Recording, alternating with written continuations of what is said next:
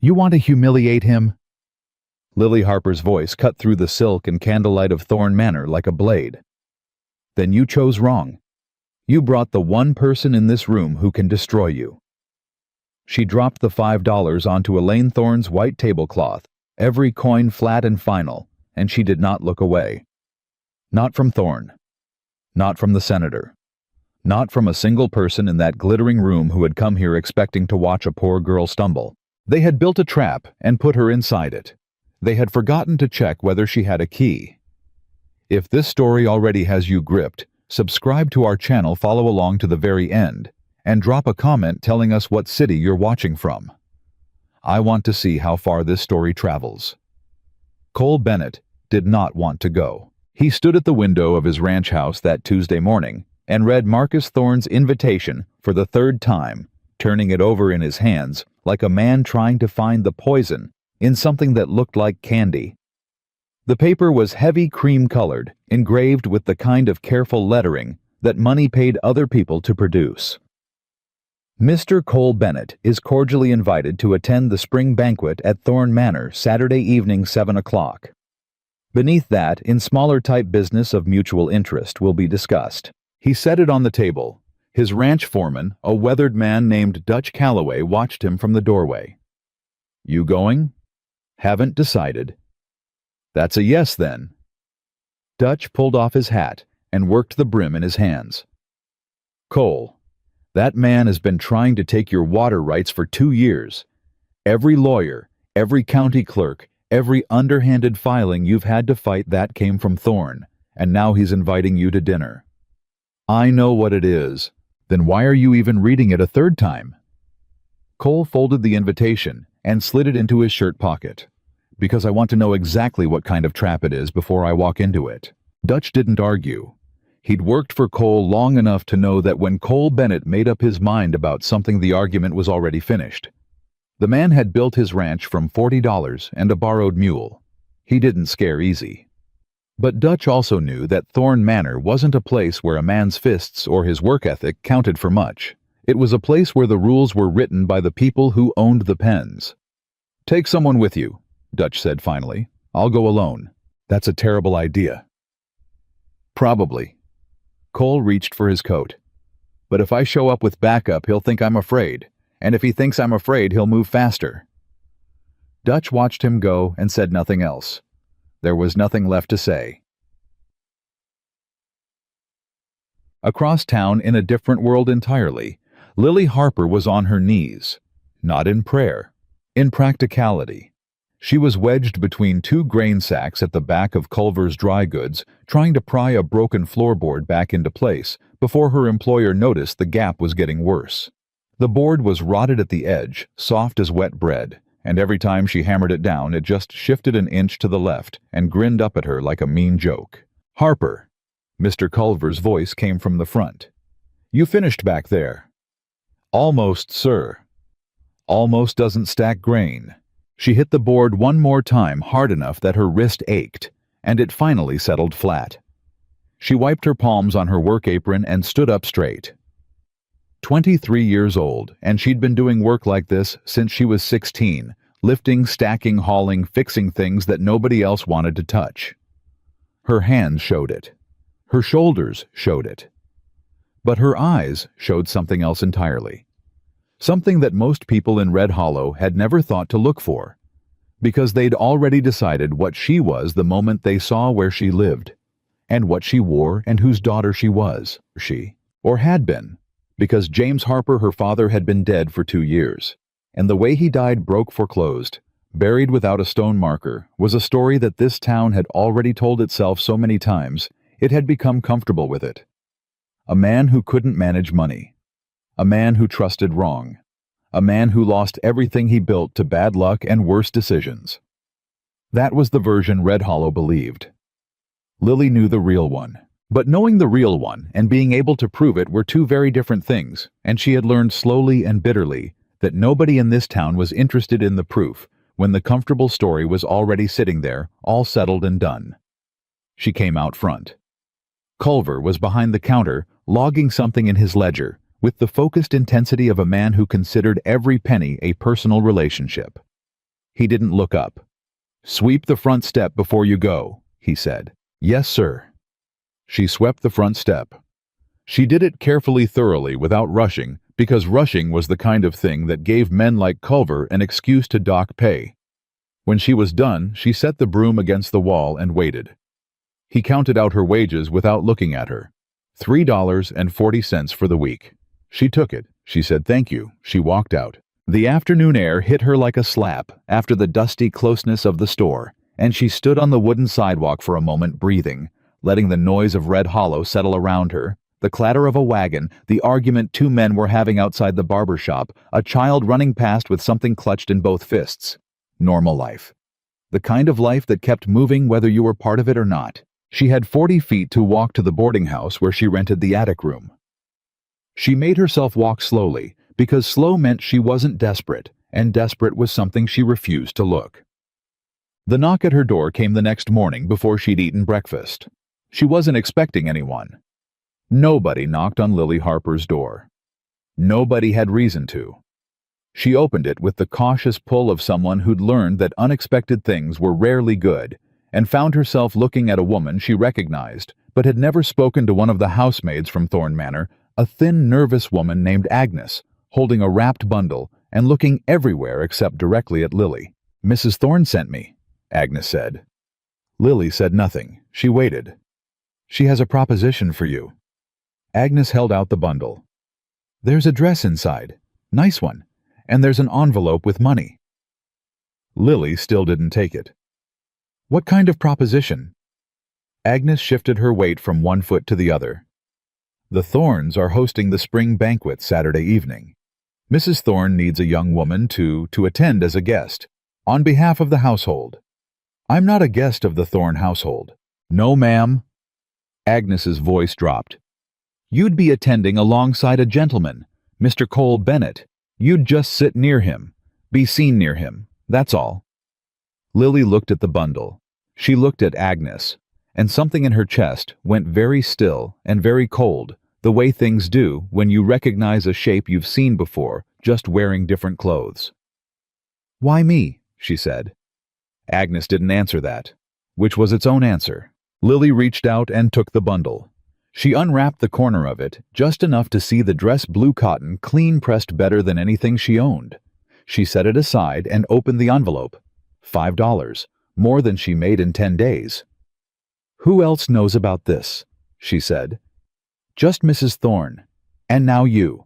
Lily stood in her doorway for a long moment, the morning light coming in cold and flat from the narrow window at the end of the hall, and she thought about all the things that $5 in a dress could mean, and all the things they could cost. "Tell Mrs. Thorn I'll attend," she said.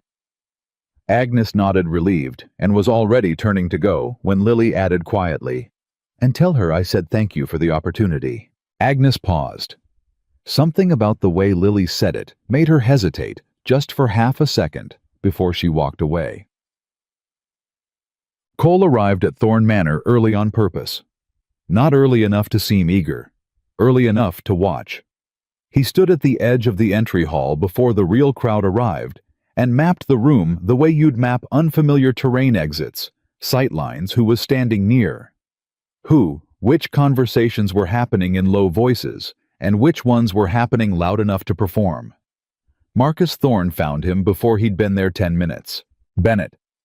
Thorn extended his hand with the warmth of a man who had practiced warmth extensively. He was 60 broad across the shoulders, silver-haired with the kind of easy authority that came from decades of being agreed with. "I'm glad you came. I wasn't sure you would." "I almost didn't," Cole said. He shook the hand. "Honesty. Good." Thorn smiled. "I appreciate that. I thought it was time we spoke directly. Man to man. Without lawyers in the middle. What do you want to talk about? Water rights. Your eastern boundary. A negotiation that works for both of us. You've had 2 years of opportunities to negotiate." "I handled that badly," Thorn said, and he said it easily without any weight on it, the way a man says something he doesn't mean but has learned to make sound like he does. "I relied on people who were too aggressive. I should have come to you myself from the beginning. Tonight is me correcting that." Cole watched him. And the banquet. All these people. Thorne spread his hands. I host this every spring. It's not a production, just friends and associates. You would have met them eventually, might as well be here on good terms. Cole nodded slowly, like a man agreeing to something small, but his eyes were still mapping the room. I'll be interested to hear your terms, he said. Excellent. Thorne clapped him briefly on the shoulder, the practiced intimacy of someone who'd done it 1,000 times. Enjoy the evening first. The conversation can wait until after dinner. He moved away. A younger man appeared at Cole's side almost immediately. One of Thorne's associates. Cole had seen him once before at a county meeting and started talking about cattle prices genially, easily, as if they were old acquaintances picking up a thread. Cole talked back. He let the conversation run, but somewhere in the back of his mind a thought he hadn't quite formed was working itself into shape. Thorne told me the meeting could wait until after dinner, which means whatever he's planning happens before the food. Lily came alone. She walked from the boarding house to Thorne Manor in the blue dress, carrying nothing but herself and the knowledge of what she was walking into. She had spent the night before reading, not fiction, not anything comforting, but land filings. Property records she'd been collecting quietly for months, copying from courthouse ledgers during the hours she spent waiting for Culver's deliveries. She had not told anyone about that habit. It wasn't the kind of thing you announced. It was just something she did because her father had lost everything to paperwork she didn't understand, and she had decided somewhere in the year after he died that she would never not understand it again. She knew about Cole Bennett. Not personally, they had never spoken, but she knew his name, in the context of the land fights, knew which filings had his signature, and which ones had Thorne's, knew that the water rights dispute was the kind of thing that looked like a simple argument about property, but was actually about control of an entire valley's agricultural future. She also knew from the moment Agnes knocked on her door exactly what role she was supposed to play. She was supposed to be embarrassing. A poor girl in a borrowed dress stumbling through a room full of people who had known money their whole lives. Clueless, graceless, something to whisper about and point at. And Cole Bennett was supposed to be humiliated by her presence. Either he'd be cruel and dismiss her, which would make him look cold, or he'd be kind and be mocked for it, which would make him look foolish. Either way, Thorne would have a story to tell at Cole's expense. It was not a complicated plan, but it was the kind that worked because it relied on people behaving exactly as they were expected to. Lily had no intention of behaving as expected. She walked into the hall with her head up and her hands quiet at her sides, and the first thing she did was read the room the same instinct Cole had used, though she'd never been trained in anything formal.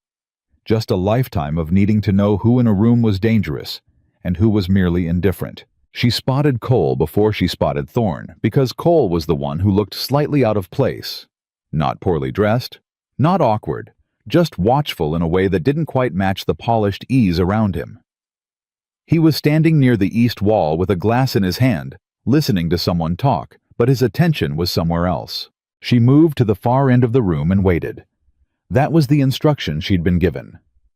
Wait near the servants' entrance, and Agnes would bring her to Cole when the timing was right. She waited. And while she waited, she listened, because listening was something she was very good at.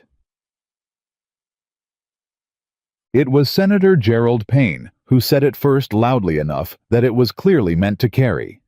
"Is that Harper's daughter?" The woman beside him turned to look at Lily, and the look was the particular variety not hostile, exactly more like the expression you'd give a stray cat that had wandered into your dining room, that made clear she had been categorized and dismissed in the same moment.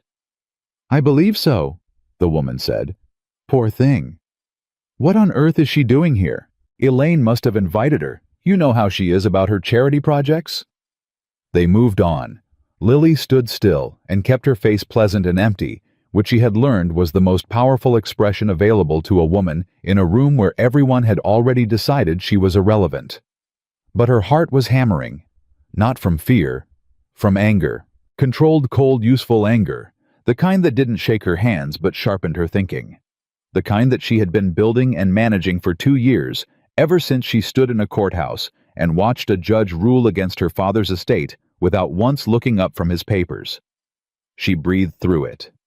And then she saw Cole Bennett look across the room and find her. Not the way the senator had looked at her. Not like she was a stray cat or a curiosity or a problem. He looked at her the way you look at something that doesn't fit, and you're trying to understand why, genuinely trying without having already decided the answer. She didn't look away. Neither did he.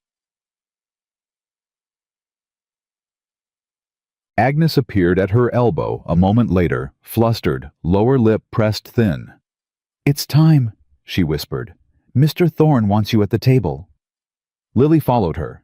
They moved through the crowd, and she felt the whispers peel off them, like water off a stone. Is that, and who brought, and one sharp laugh, from somewhere she couldn't quite locate, mean and pleased with itself. She sat down at the place indicated. It was at the end of the main table beside an empty chair.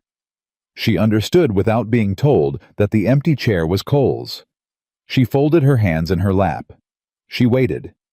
Marcus Thorne caught her eye from across the table and gave her a small, satisfied nod. The look of a man whose arrangements were proceeding exactly as planned. She gave him nothing back. Not defiance, not acknowledgement. Just a still face and calm eyes. Cole came to the table 2 minutes later, guided by one of Thorne's men, and when he reached his assigned seat and saw who was sitting beside it, he stopped. He looked at Lily. He looked at Thorne.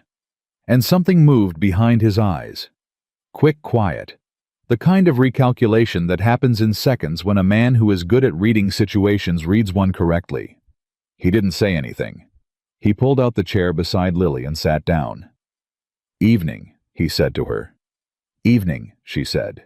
Across the table someone giggled softly. A woman's voice, swiftly hushed. The soup was brought out. Conversation filled the room again, loud and comfortable, the sound of people who had money and ease and no pressing reason to worry about anything. Cole didn't touch his bowl immediately. He leaned slightly toward Lily and said very quietly, as if he was commenting on the weather, "You know what you're here for." It wasn't a question. "Yes," she said, equally quiet. "Do you?" He looked at her. Really looked, not the passing glance of someone being polite, but the focused attention of someone reassessing. "Thorne arranged this," he said. "His wife arranged the dress and the $5, Lily said. Mr. Thorne arranged the table seating and the whispers." Cole was quiet for a moment. $5. And the dress. She kept her eyes forward toward the center of the table. "I'm not ashamed of what I earn, Mr. Bennett, but I thought you should know the full cost of this evening." He was silent for 3 full seconds. She counted. "Why?" he said. "Why tell me?" "Because you're the one they're trying to embarrass," she said. "And you can't defend yourself against something you don't know is happening." He picked up his spoon. "And what about you? What are you defending?" She picked up hers. "Nothing yet," she said. "But the evening is young." The dinner table shifted the way dinner tables do, when enough people are aware of a drama unfolding at one end of them, gradually, like a slow tide. First, the woman directly across from them stopped talking to her neighbor and found reasons to glance their way. Then the man beside her noticed her noticing. Then a third, and a fourth, until a quiet audience had assembled, without anyone having to admit they were watching. Thorne let it build. He was patient that way. The patience of someone who had learned that the best traps spring themselves if you give them enough time. He waited until the main course was served, until wine glasses had been refilled once or twice, until the room was warm and loose, and the whispers had reached everyone worth reaching. Then he leaned forward and addressed Cole across the table with the comfortable ease of a man who already knew how a story ended. "Bennett," he said. "I hope you don't mind if I ask, did you arrange for a guest this evening, or did someone take the liberty of seating arrangements on your behalf?" Laughter. Not loud, controlled knowing, but enough. The sound of people letting themselves in on a joke. Cole set down his fork. The laughter didn't quite die, but it thinned. Something in the way he set it down, not angry, just deliberate, made people pay attention. She's my guest, Cole said. Simple. Flat. No room in it. The laughter stopped completely. Thorne's smile stayed in place, but his eyes recalibrated. Of course, he said pleasantly. Forgive me. I wasn't aware you two were acquainted. We are now, Cole said. He picked up his fork and went back to eating, as if that was the entire conversation. As if Marcus Thorne hadn't just tried to make him the punchline of a room full of people, and as if that attempt hadn't just folded in on itself like wet paper. Lily did not look at Cole. She looked at her plate. But something in her chest had shifted. Something that had been clenched tight and braced for impact had loosened just slightly, just enough. Not relief. She was too careful for relief, but something adjacent to it. The Senator Payne tried next. He was the kind of man who read social tides well enough to know when an opening had closed, but not well enough to know when to stop pushing. Miss Harper, isn't it? He said, addressing her directly for the first time. The warm, expansive tone of a powerful man being generous. James Harper's daughter. Yes, Lily said. Terrible business what happened to your father. Payne shook his head with the sorrow of someone who had not thought about James Harper in 2 years until this moment. Lost everything, didn't he? Bad luck with the land filings, I heard. Bad luck, Lily said evenly. Or something else. The table quieted again. Payne's eyebrows lifted. Something else? Bad paperwork has a way of looking like bad luck, she said. Especially to the people who didn't file it. Payne glanced at Thorne. Thorne's expression had not changed, still that smooth, pleasant control, but his fork had stopped moving. That's a serious accusation, young lady, Payne said. I didn't make an accusation, Lily said. I made an observation. There's a difference. She looked at him pleasantly. Would you like me to explain the difference? Payne opened his mouth, closed it, let out a short sound that might have been a laugh if it had anywhere to go. Across the table, a woman Lily didn't recognize pressed her lips together to hide a smile. Cole said nothing. He kept eating, but his right hand beside his plate had relaxed from a near fist into an open palm, and Lily, who was paying attention, noticed. Thorne refilled his wine glass himself and let the noise of general conversation return before he spoke again. When he did, his voice was pitched carefully, friendly, public, completely in control. Your father was a good man, Miss Harper. Genuinely. It's a pity about how things ended for him. A man with ambition and not quite enough well. He made a gracious, regretful gesture. Not quite enough of what it takes. Capital, Lily said. He blinked. Pardon. Not quite enough capital, she said. That's what you were going to say, isn't it? That's usually what you mean when you say someone didn't have quite enough of what it takes. She looked at him across the table, and her voice was perfectly civil. My father had plenty of what it takes, Mr. Thorne. He was smart. He worked hard. He filed everything correctly.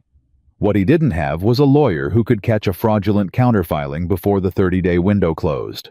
The table had gone very quiet. Thorne's jaw had not moved. His expression had not changed. But his eyes were doing something different, sharp, recalculating, the smile still there, but the ease behind it gone. I'm not sure what you think you know, he started. Water rights on the Cowboy tributary, Lily said. Filed under Harper Family Holdings in March of 1881. Counterfiled 6 weeks later under Thorne Land Management with a processing date that the county records show as 14 days before the counterfiling was submitted. She paused. 14 days before it was submitted. That's an interesting magic trick, Mr. Thorne. Dead silence. Cole's fork was completely still. Senator Payne's wine glass was halfway to his mouth and had stopped there.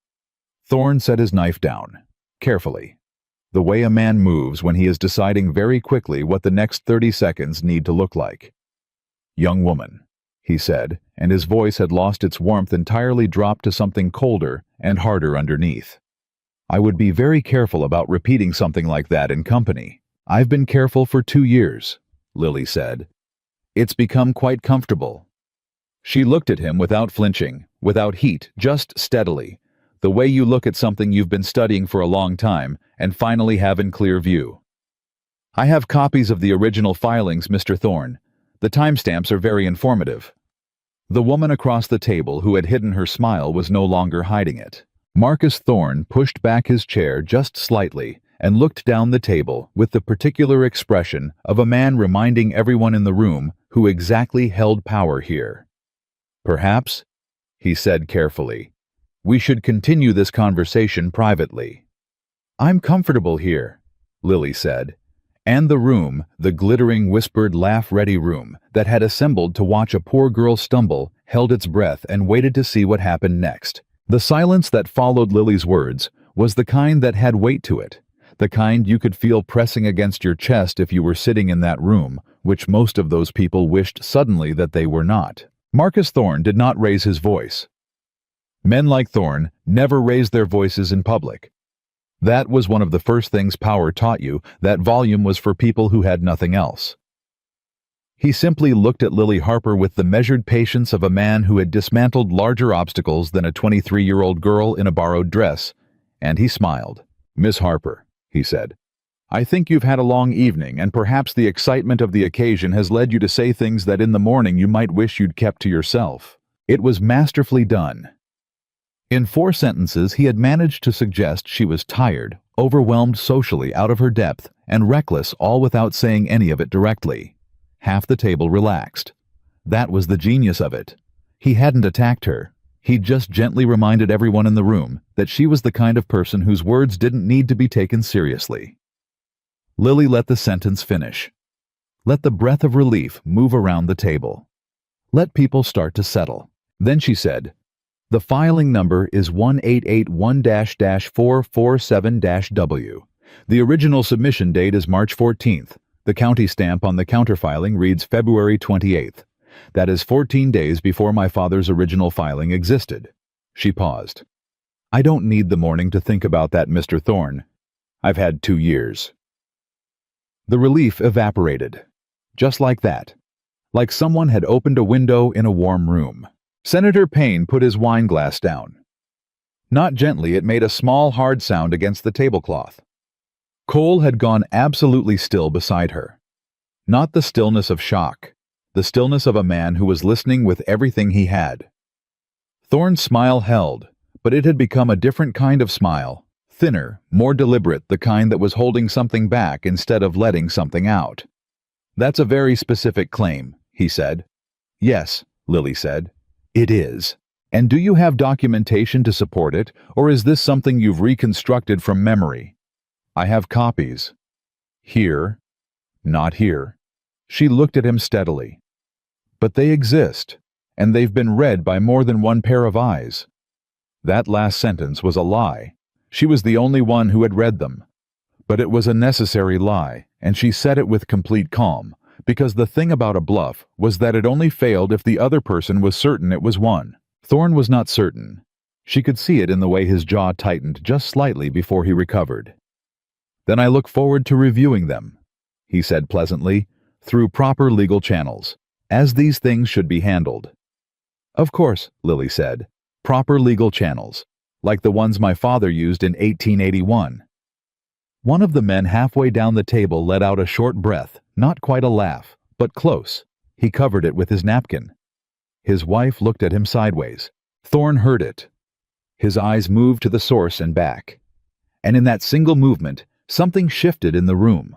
The balance of it, the invisible architecture of who was in command of this evening shifted just enough that people felt it without being able to name it. Cole felt it. He picked up his wineglass, took one slow sip, and set it back down without a word. But the gesture said something. It said, I'm not leaving. I'm not backing down. And I'm watching every single thing that happens next. Dinner continued. It had to. Food kept arriving. Wine kept being poured, and the machinery of the evening ground forward, because that was what these things did. They continued, whether the people inside them were comfortable or not. But the texture of the room had changed. Conversations that had been smooth and easy developed edges. People spoke carefully, chose their words with a new precision, angled their chairs slightly. Those near Thorn pulled fractionally closer. Those on the table's margins pulled fractionally back. The geometry of power was readjusting itself in real time, and everyone in that room who had spent their lives reading rooms could feel it happening. A man named Caldwell, who handled property assessments for the county, had been quiet for the last 15 minutes. He sat 3 seats from Thorn, and he was the kind of man, meticulous, precise, professionally anxious, who went pale when things got unpredictable. He'd gone pale 12 minutes ago and hadn't recovered. His wife noticed. She leaned close to him and said something very quietly. He shook his head. She pressed his forearm and said something else. Cole noticed Caldwell. He didn't stare, just registered him the way you register a loose board in a floor. Filed him away. Lily noticed Cole noticing. She kept eating. She kept her face composed. But beneath the table, her hands were not entirely still. She pressed them flat against her thighs, felt the cotton of the dress against her palms, breathed carefully. Because what she had just done, what she had just said out loud in front of 40 people, was not something she could take back. And she had known walking into this room that there was a version of tonight that ended very badly for her. Lost wages, lost room, lost the fragile, careful life she'd been constructing since her father died. But there was also another version. And she had decided alone in her attic room with those copies spread across the floor that the other version was worth the risk.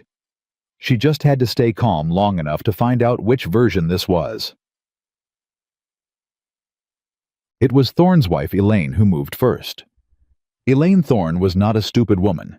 She had been married to Marcus for 31 years, which meant she had spent 31 years watching him manage situations, watching him read rooms and redirect conversations and charm problems into submission. She knew exactly what her husband looked like when something had gone sideways on him, the particular set of his shoulders, the way his left hand rested on the table too carefully. She had arranged Lily Harper's attendance tonight. She had chosen her as the weapon. She was therefore responsible for the fact that the weapon had turned around. She rose from her chair with the graceful purpose of a woman who had hosted 100 of these evenings and knew how to reset one. "Shall we give the table a moment?" she said brightly, addressing no one in particular, and therefore everyone. "I believe there are refreshments set up in the sitting room. Ladies, would you join me?" It was a social maneuver. Pull the women out. Let the men recalibrate. Give Thorne the space to handle what needed handling. It would have worked beautifully if the woman she most needed to move was the kind of woman who could be moved by a social maneuver. Lily did not stand. She stayed in her chair, hands folded on the table, and looked at Elaine Thorne with an expression of polite curiosity. "I'm fine here, thank you." Elaine's smile flickered. Just once. "Of course," she said with exactly the right warmth to cover it. "There's no obligation." She swept the other women out with her the way you sweep a hem through a doorway, smooth and practiced and final. And the table became a room of men, plus Lily Harper sitting quietly at one end of it, like she'd always planned to be exactly there. Cole turned to look at her. Not discreetly. He looked at her directly, and there was something in his expression that she hadn't seen from a man in a long time. Not pity, not patronizing concern, not even admiration exactly. Something closer to respect and the specific surprise that came with it when you hadn't expected to find it. "You didn't go," he said low enough that only she could hear. "No," she said. "You knew what that was." "Yes." He looked at her for one more second, then turned back to the table. "All right," he said quietly, more to himself than to her. "All right then." Thorne poured his own brandy. That was the first sign that his composure was working harder than it looked. He usually let staff handle that, and the fact that he reached for the decanter himself was small, but telling. "Bennett," he said, addressing Cole directly. "I think we've gotten rather off track this evening. What I'd hoped was a chance for a straightforward conversation has become, well," he gestured vaguely, "complicated." "It's been clarifying," Cole said. "Has it?" Thorne's tone was pleasant, but the pleasantness had a floor now, and they were close to it. "Then let me be direct. I'm offering you fair market value for the eastern water rights, 50% above what they were assessed at last year. That's a generous offer, and you know it. The assessment was done by a county official who's sitting 3 seats from you, Cole said. So I'd want someone else to tell me what's generous. Caldwell, 3 seats away, became very interested in his brandy. That's a serious implication, Thorne said. You used that word earlier, Lily said, not looking up from her water glass. Serious. You say it right before you try to make someone feel they've overstepped. Thorne looked at her. The room held its breath. Miss Harper, he said, and now the warmth was entirely gone, and what was underneath it was cold and flat and very certain of itself. You are here as a courtesy.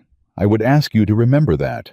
I'm here because your wife paid me $5 and gave me a dress, Lily said. That's not courtesy. That's a transaction. And since we're talking about transactions, the water rights on the Callaway tributary were worth exactly what the original independent survey said they were worth, which was considerably more than what your company offered my father before you filed that counterclaim. I have that survey too. The cold thing in Thorne's eyes became something else, something that was not quite anger, but was the container anger was kept in. You have been very busy, he said. I've had a lot of evenings alone, she said. I read. Pain cleared his throat. He had the instinct of a political animal he could smell when a situation was about to turn from manageable to documented, and documented was the kind of thing that followed a man. Marcus, he said low and careful. Perhaps this is a conversation better suited to. Sit down, Gerald, Thorne said. Payne sat down. That one moment Thorne telling a senator to sit down, and the senator sitting, told Cole more than anything else that had happened in the last hour. Because powerful men didn't tell senators what to do in public unless they had something on them. And senators didn't comply unless the something was significant. He filed that away too. Miss Harper, Thorne said, and now he was speaking the way a man speaks when he has decided to stop using manners as a shield and start using them as a warning. I understand you believe you have something. Some papers, some filings, some story you've put together from what you found in the courthouse. And I understand that you're angry about your father, which is entirely natural. He was your father. But what you're suggesting tonight in front of these people is a criminal allegation against me. And I want you to understand what that means for a young woman in your position. He let that sit. Let it settle over the table like cold air. He was good at it. Even Lily felt it, the weight of it, the sheer accumulated gravity of what he represented. The money, the lawyers, the 30 years of political relationships. The way a town like Red Hollow had been built piece by piece out of decisions that Marcus Thorne had either made or approved. She felt it, and then she breathed through it. My position, she said, is that I have nothing left to lose. You already took it.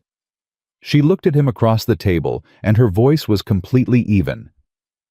My father lost his land, his water rights, his savings, and then he lost his health, and then he died. He died owing the doctor $12.40, and I paid that out of 3 weeks of grain store wages. She paused. What exactly do you think you can threaten me with, Mr. Thorne? What is it you imagine I'm protecting? The room was absolutely silent. Even the man who had covered his laugh with a napkin was not laughing now.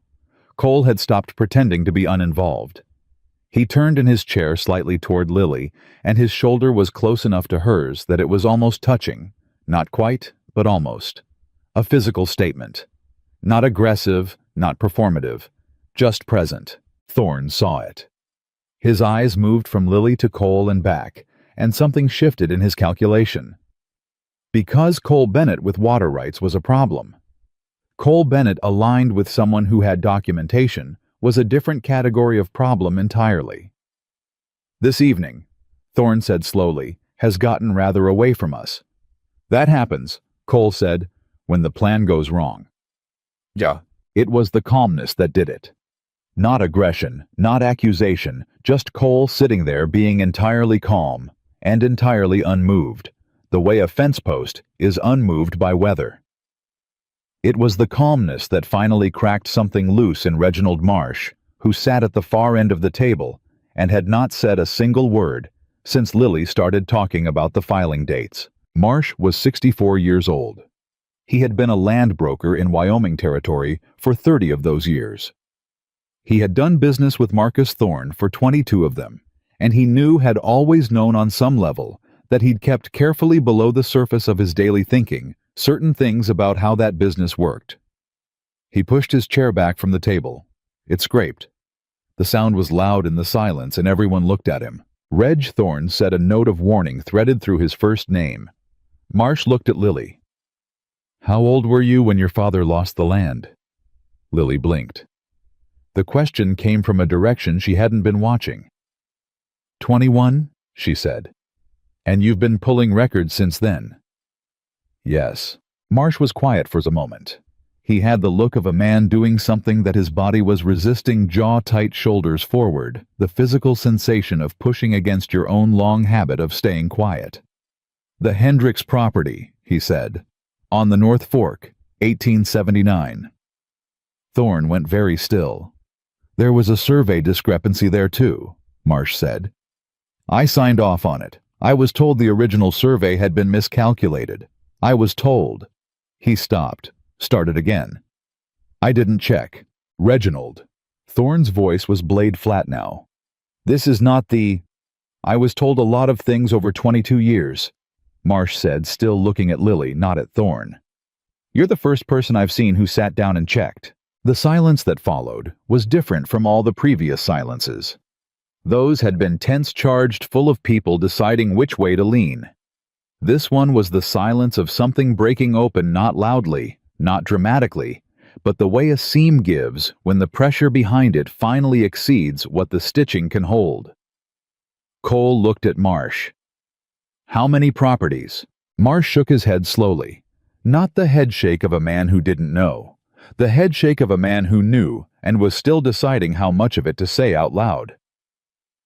"Reginald," Thorne said again, and now his voice had dropped to something barely above a murmur, which was quieter and more frightening than anything louder would have been. "We have been friends and partners for a very long time.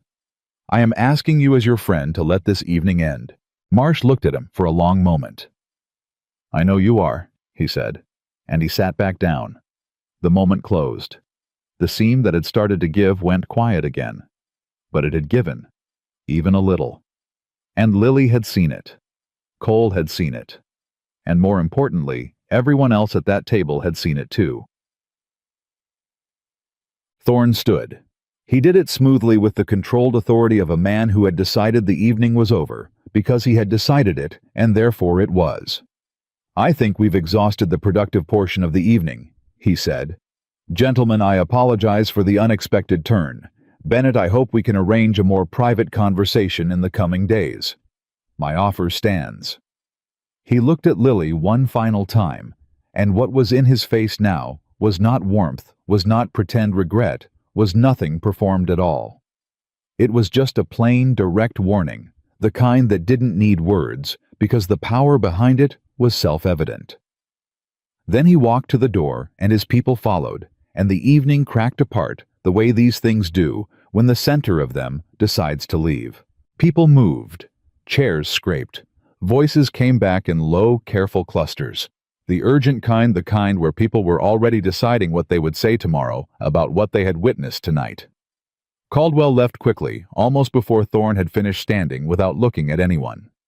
Payne lingered, spoke quietly to two men Cole didn't know, and then left with the particular fast walk of a man who needed to make a phone call but didn't have a telephone nearby. Marsh sat at the table a minute longer than anyone else. He looked at the door Thorne had gone through. Then he looked at Lily. "Your father's name was James," he said. "Yes," she said. "He filed a complaint with the county recorder's office in September of 1881, Marsh said. 4 days later, the complaint was withdrawn. The withdrawal was signed with his name." Lily stared at him. Something went cold in her face, cold and absolutely focused. "He didn't withdraw it," she said. "He didn't sign that." Marsh nodded slowly. "No," he said. "I don't think he did." He stood, put on his hat, and walked out of the room without another word. The room was almost empty now. Cole and Lily sat in the remains of the dinner table glasses, half-full plates, half-cleared candles burning down, and neither of them said anything for a long moment. Then Cole said, "That withdrawal, is it in the records?" "I've seen it." Her voice was controlled, but just barely. I thought my father had given up. I thought he'd decided to stop fighting." She stopped, pressed her lips together. "I thought that was just who he was at the end. Someone who gave up." "He didn't give up," Cole said. "No," she said. "Someone signed his name on a document and filed it, and he died not knowing that his complaint was sitting there forged in a courthouse drawer." She looked at Cole, and her eyes were dry and very steady, which was more devastating than tears would have been. "And now I know who had reason to do it." Cole looked at her for a long moment, and then he said something that surprised her. "What do you need? Not what are you going to do? Not be careful. Not even that's terrible. I'm sorry, just the flat, direct, practical question of someone who had already decided which side of this he was on." Lily blinked.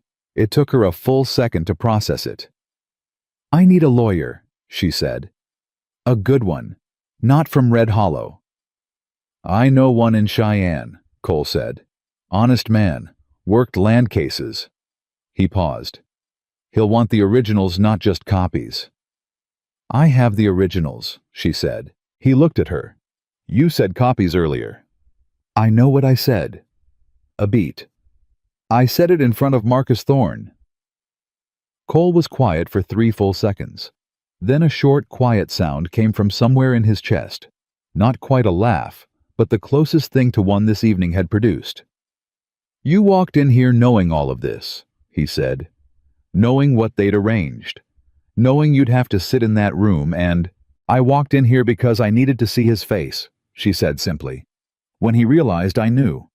I needed to see it before he could prepare for it." She looked down at her hands folded on the table. "I've been preparing for 2 years. I thought he deserved at least one night without preparation." Cole looked at her the way you look at something that has just shown you a capacity you didn't know it had. "The dress," he said. "The $5. You took them knowing." "The dress is borrowed," she said. "And I'll return the $5. She paused. "Eventually." He was quiet again. Then, "My ranch, the eastern boundary, the water rights. If what you have holds up legally, it will," she said. "Then he's been building on stolen foundations for years," Cole said. "Not just your father, not just me. Not just the Hendricks property either," she said quietly. "Marsh named that one, but I've found 4 others." Cole stood. He pushed his chair back, slowly stood to his full height, and looked toward the door that Thorne had walked through. His expression was not angry. It was something quieter than anger and more durable, the kind of resolve that doesn't spike and burn out, but settles in for a long campaign. "Miss Harper," he said, "I think you should not walk home alone tonight." She looked up at him. "I've been walking alone for 2 years." "I know," he said, "and you've clearly been managing just fine." He reached for his coat, which had been folded over the back of his chair, and put it on. "But Thorne just watched a room full of his people watch you take the first public swing at him. And he has between now and tomorrow morning to decide how to respond to that." He looked at her steadily. "So I'd rather walk you home, if you don't object." She studied him for a moment. Then she picked up her small bag from beside her chair and stood. "I don't object," she said. They walked out of the hall together, and behind them, the last of the candles on the long table burned in the empty room, and the remains of the spring banquet of 1884 sat undisturbed, and somewhere in Red Hollow, Marcus Thorne was already on his second brandy and his first plan. The night air hit them the moment they stepped outside, cold and sharp after the overheated closeness of Thorne Manor, and neither of them spoke for the first half block. There was nothing performative about the silence. It was just 2 people walking and thinking, carrying the weight of the last 2 hours. The way you carry something heavy that you've been holding for a while and haven't yet decided where to set down. Cole walked on the outside of the wooden sidewalk. He did it without thinking the automatic placement of a man raised to put himself between a woman and the street. Lily noticed. She didn't say anything about it. "You said 4 others," Cole said finally. "Besides the Hendricks property and your father's land?" "Yes." "Names." "Brewster on the South Ridge. The Almeida family, they left the territory in '82. I don't know where they went. A man named Tolbert who died the following winter, and a small parcel that was held by a woman named Ruth Connolly, a widow. She's still in town. She takes in laundry on Birch Street." Cole was quiet for a moment, turning that over. 6 properties. "That I've found," Lily said. "I don't think I've found all of them." They walked. A dog barked somewhere down a side street and then went quiet. The town of Red Hollow at 10 o'clock was mostly closed and mostly dark, the kind of small-town dark that was absolute in its corners and amber-lit only in the saloon windows they passed. "Thorne's been here 20 years, Cole said. 23, Lily said. "He filed his first land acquisition in April of 1861. I pulled that too." Cole glanced at her sideways. "How much time have you spent in that courthouse?" "A lot," she said simply. "Mr. Culver closes the store at 5. The courthouse records room is open until 6 on Tuesdays and Thursdays." She paused. "I told Mr. Culver I was attending a Bible study." Cole made that sound again, the one that wasn't quite a laugh. "And he believed you?" "He didn't care enough to check," she said without bitterness. "Just fact." They reached the corner where she needed to turn toward the boarding house, and she stopped. He stopped with her. "The lawyer in Cheyenne," she said. "What's his name?" "Arthur Briggs. He handled a water dispute in Laramie County 3 years ago. The other side had more money and more connections, and he still won." Cole paused. "He's not cheap." "How not cheap?" "A retainer would likely run $50, maybe more depending on how complicated the filings are. $50. She made $3.40 a week at the grain store. She did the arithmetic in her head without showing it on her face, which was something she'd had a lot of practice at. "I'll find it," she said. "I'll cover the retainer," Cole said. She looked at him sharply. "No." "Lily." "No," she said again, and her voice was firm without being unkind. "I appreciate it. But if Briggs is working this case, and Thorne finds out, which he will, because Thorne finds out everything, the first thing Thorne will do is argue that you bought my testimony. That I'm your instrument, not an independent witness." She looked at him steadily. "You need me to be independent, completely, or none of this holds." Cole held her gaze. Then he exhaled, slow and controlled. "You've thought about this." "I've thought about all of it," she said, "for a very long time." A pause. The street was empty in both directions, and the cold had found its way through the blue cotton dress. But she didn't move, didn't wrap her arms around herself, didn't show any of it. "Then what can I do?" Cole said. "Cole." "Go home," she said. "Don't contact Briggs yet. Don't contact anyone. Give me 3 days to get the originals to a safe place before Thorne has time to figure out where I keep them." "He might already be figuring that out." "I know," she said. "That's why I'm not going back to the boarding house tonight." Cole went very still. "Where are you going?" "I have a plan," she said.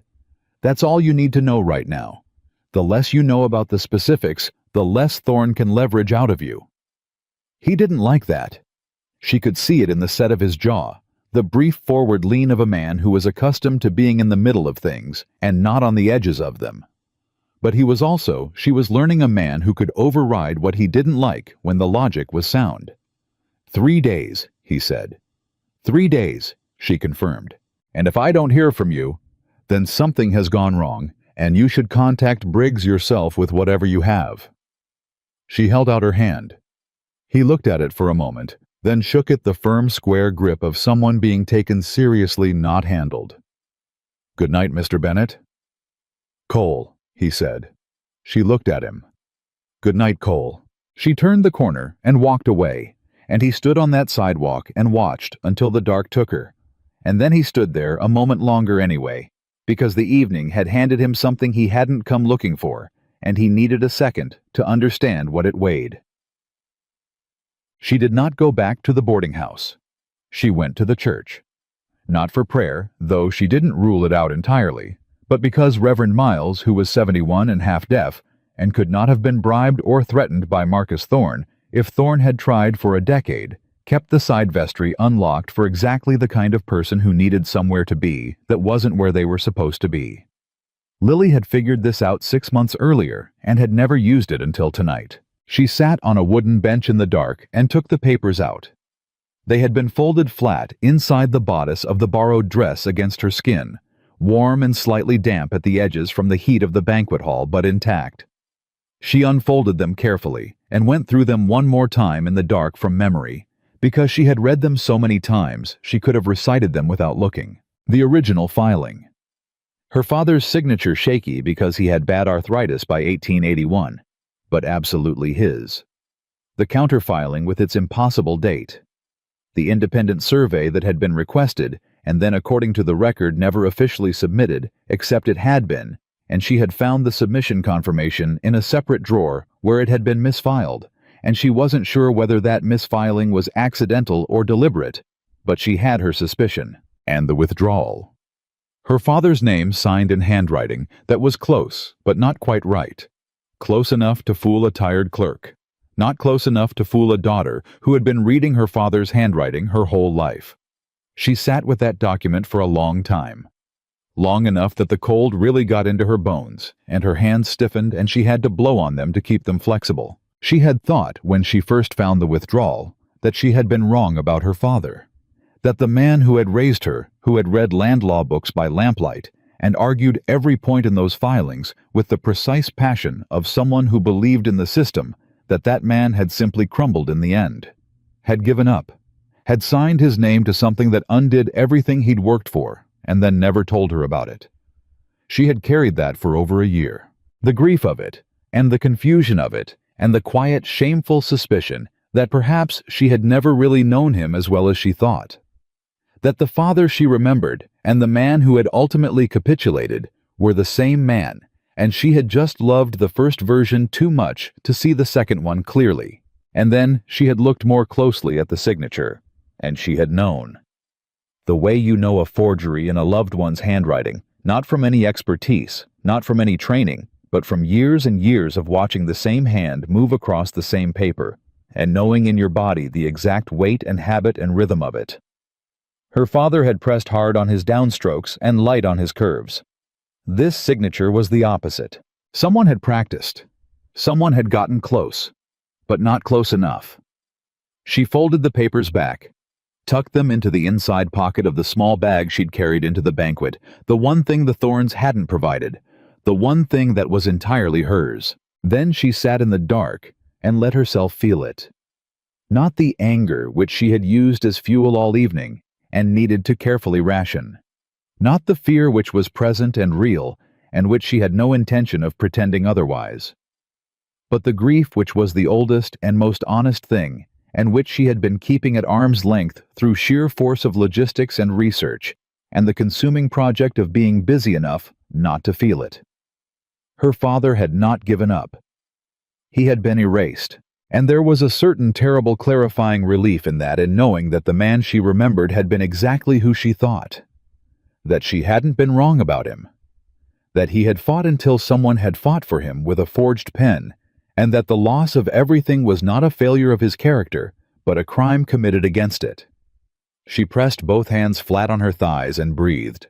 Then she put the grief away precisely and carefully, the way you put something irreplaceable somewhere safe, and she started thinking about the next 72 hours. Cole got back to his ranch at midnight and found Dutch in the kitchen.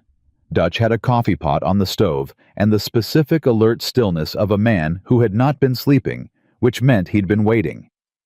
He looked at Cole's face and didn't ask how the evening went, because Cole's face answered it well enough. "Sit," Dutch said. Cole sat. Dutch poured 2 cups and set one in front of him. "Thorne made his move," Dutch said. "Tried to." Cole wrapped both hands around the cup. "It didn't go the way he planned. Because of you. Because of a girl named Lily Harper." Cole looked at his coffee. James Harper's daughter. Dutch was quiet for a moment. I remember James Harper. Quiet man. Good land instincts. Lost his water rights in '81 and never recovered. He didn't lose them, Cole said.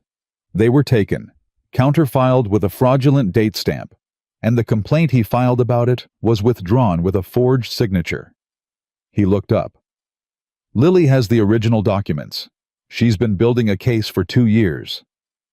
Dutch sat down slowly across from him. Alone.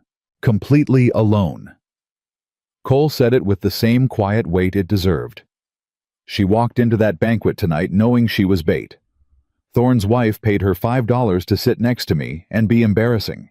She took the $5 and then took the whole room apart. Dutch stared at him. How old is she? 23. Dutch made a sound that was somewhere between respect and something heavier. What does she need? A lawyer. Money she won't take from me for the right reasons. Cole set his cup down. And 3 days of nobody knowing where she's keeping those documents. She's not going home tonight. No. Dutch nodded slowly. That was all he said about it because Dutch was a man who understood the difference between questions that needed asking and questions that were just anxiety wearing the costume of curiosity. Thorne's going to come at you next, Dutch said. Not at her, not yet. At you first because you're the one he can attach a price tag to. He'll push on the water rights offer and make it uglier if you say no. I know. And if you refuse... Cole looked at him. Then he escalates. Dutch picked up his coffee. What are we going to do? Cole was quiet for a long moment. The fire in the stove ticked and settled. Outside, the Wyoming night was absolutely still. We're going to give Thorne 3 days of thinking he's still in control, Cole said. And then we're going to let Arthur Briggs take the first legal shot. He paused. And then we'll see what shakes loose. Dutch looked at him. You already know Briggs. He handled my original survey dispute in '79, before I had enough money to fight back properly. He got me what I needed on a handshake deal and settled the bill 2 years later when I could manage it. Cole paused. He'll take this case. You're sure? Not for my sake. Cole stood, picked up his coat. Because of what it is. Briggs has been practicing law in this territory for 18 years. He has a particular reaction to forged documents. He headed for the stairs. Get some sleep, Dutch. Tomorrow we act like nothing happened. And if Thorne sends someone... Cole stopped at the bottom of the stairs. Send them back with my apologies and my schedule for next week. Polite as you can manage. And if they're not polite about asking, a beat. Then be less polite about sending them back. 3 days passed. They passed the way the 3 most tense days of your life always do agonizingly, in the moments you were paying attention, and then suddenly all at once, gone. Cole heard nothing from Lily. He heard nothing from Thorne directly, though he heard plenty about Thorne from Dutch, who picked up the town's whisper current at the feed store. From a neighbor rancher who'd been at the county registrar's office and noticed 2 men he didn't recognize going through property records.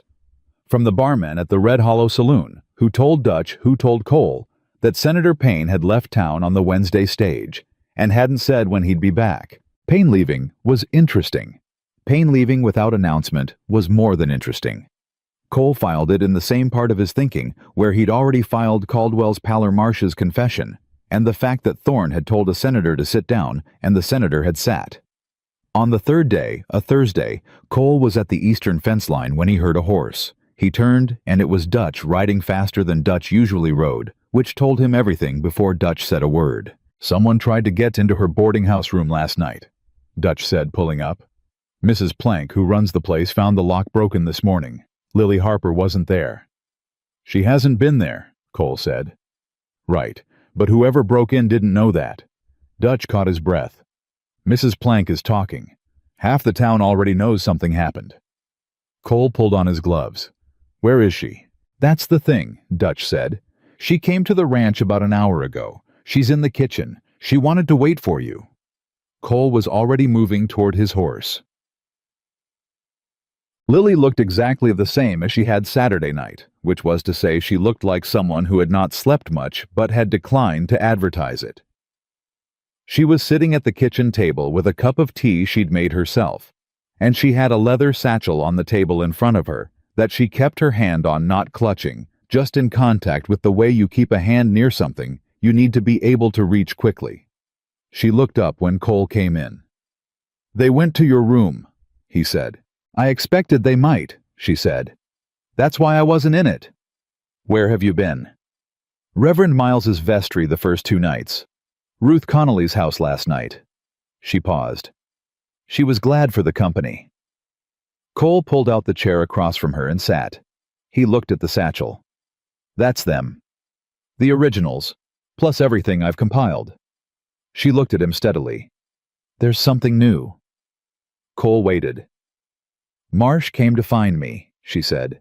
The sentence landed like a stone dropped into still water. Cole leaned forward slightly. "When?" he said. "Yesterday morning.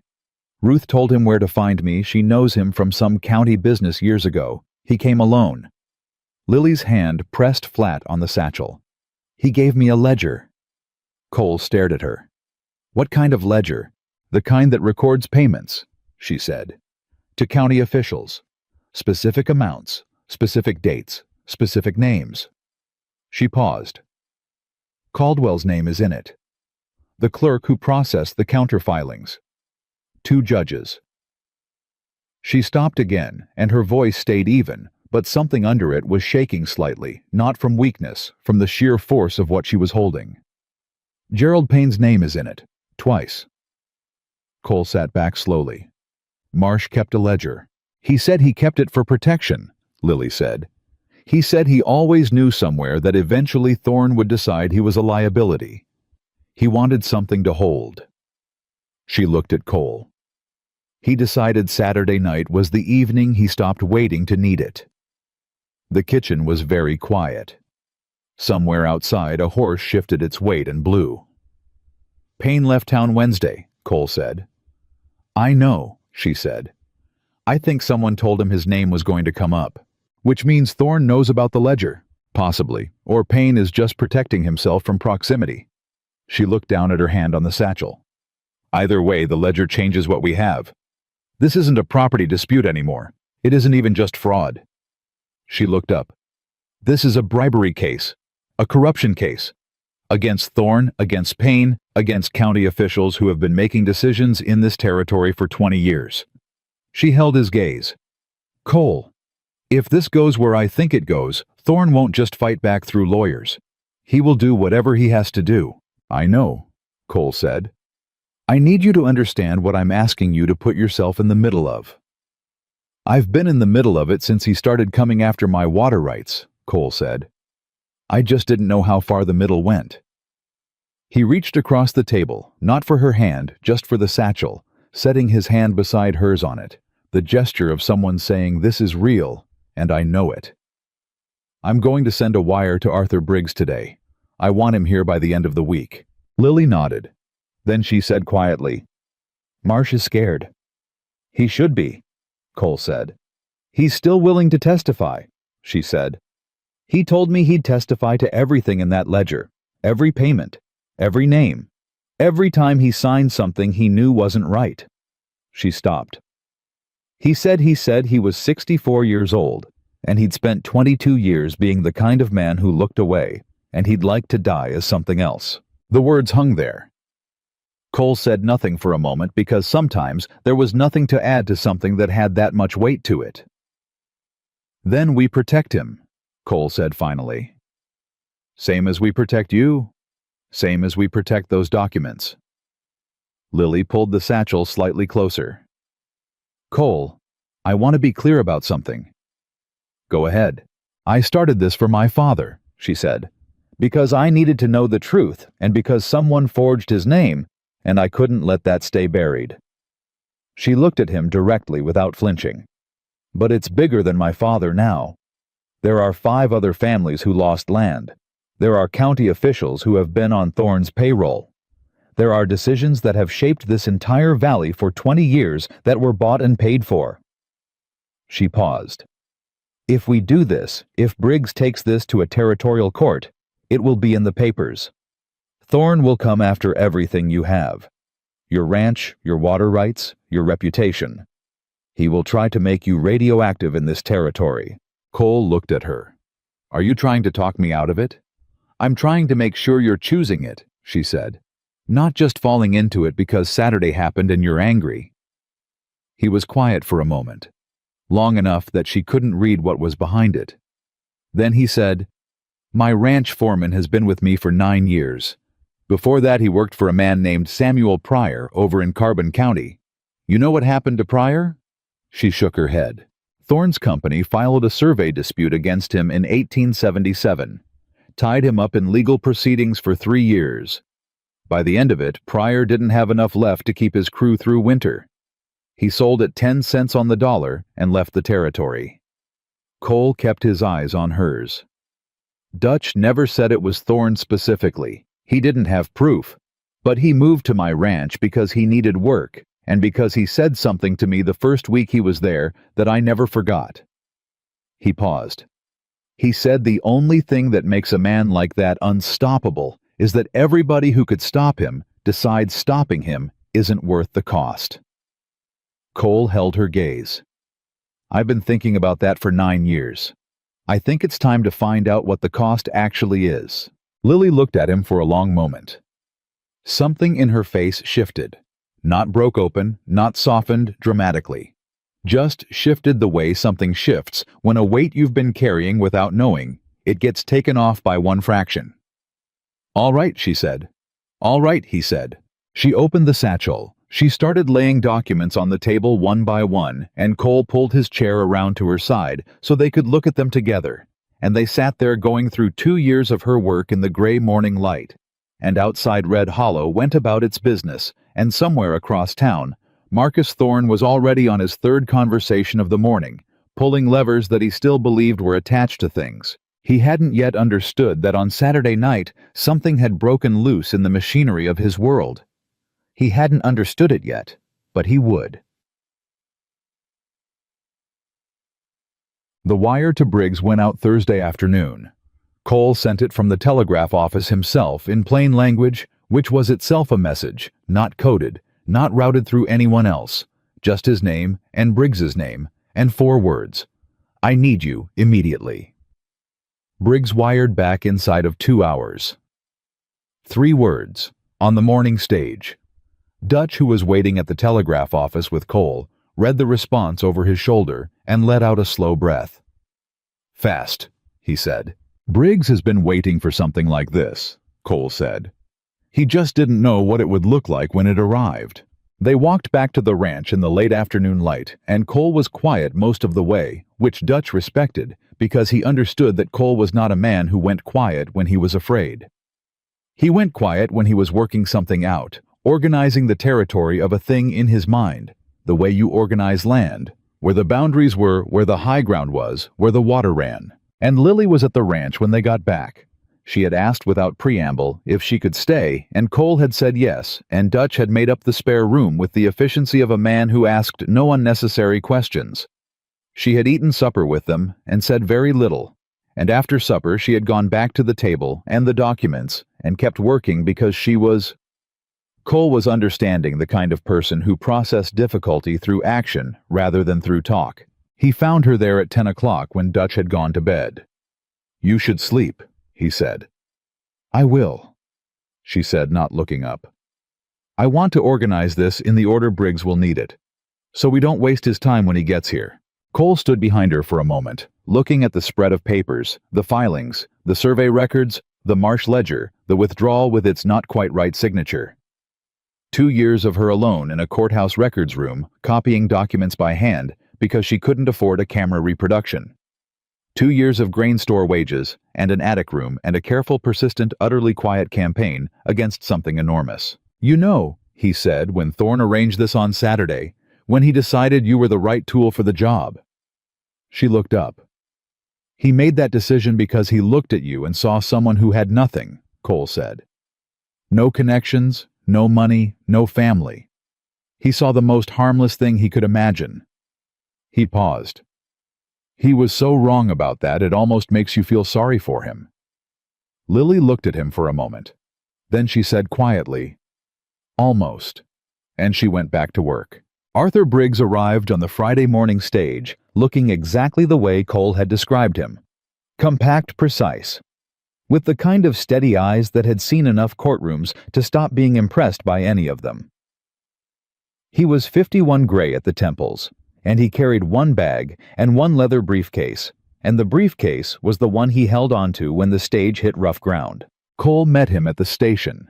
They shook hands the way men do when they've done serious business together before. No excess warmth, no performance, just the grip of mutual trust already established. "Wire said immediately," Briggs said. "Meant it," Cole said. "What are we dealing with?" "Forged land filings, fraudulent counterclaims, a bribery ledger with a senator's name in it." Cole picked up Briggs's bag. "And a woman who built the entire case herself in 2 years on a grain store salary." Briggs stopped walking. "How old?" 23. Briggs was quiet for exactly 2 seconds. Then he picked up his pace. "Let's go." Lily was at the kitchen table when they came in. She had the documents organized in 3 separate stacks, each one held together with a length of twine she'd borrowed from Dutch, each stack ordered chronologically from earliest to most recent. When Briggs walked in, she stood. She didn't extend her hand immediately. She waited to see how he came at her. He came at her directly.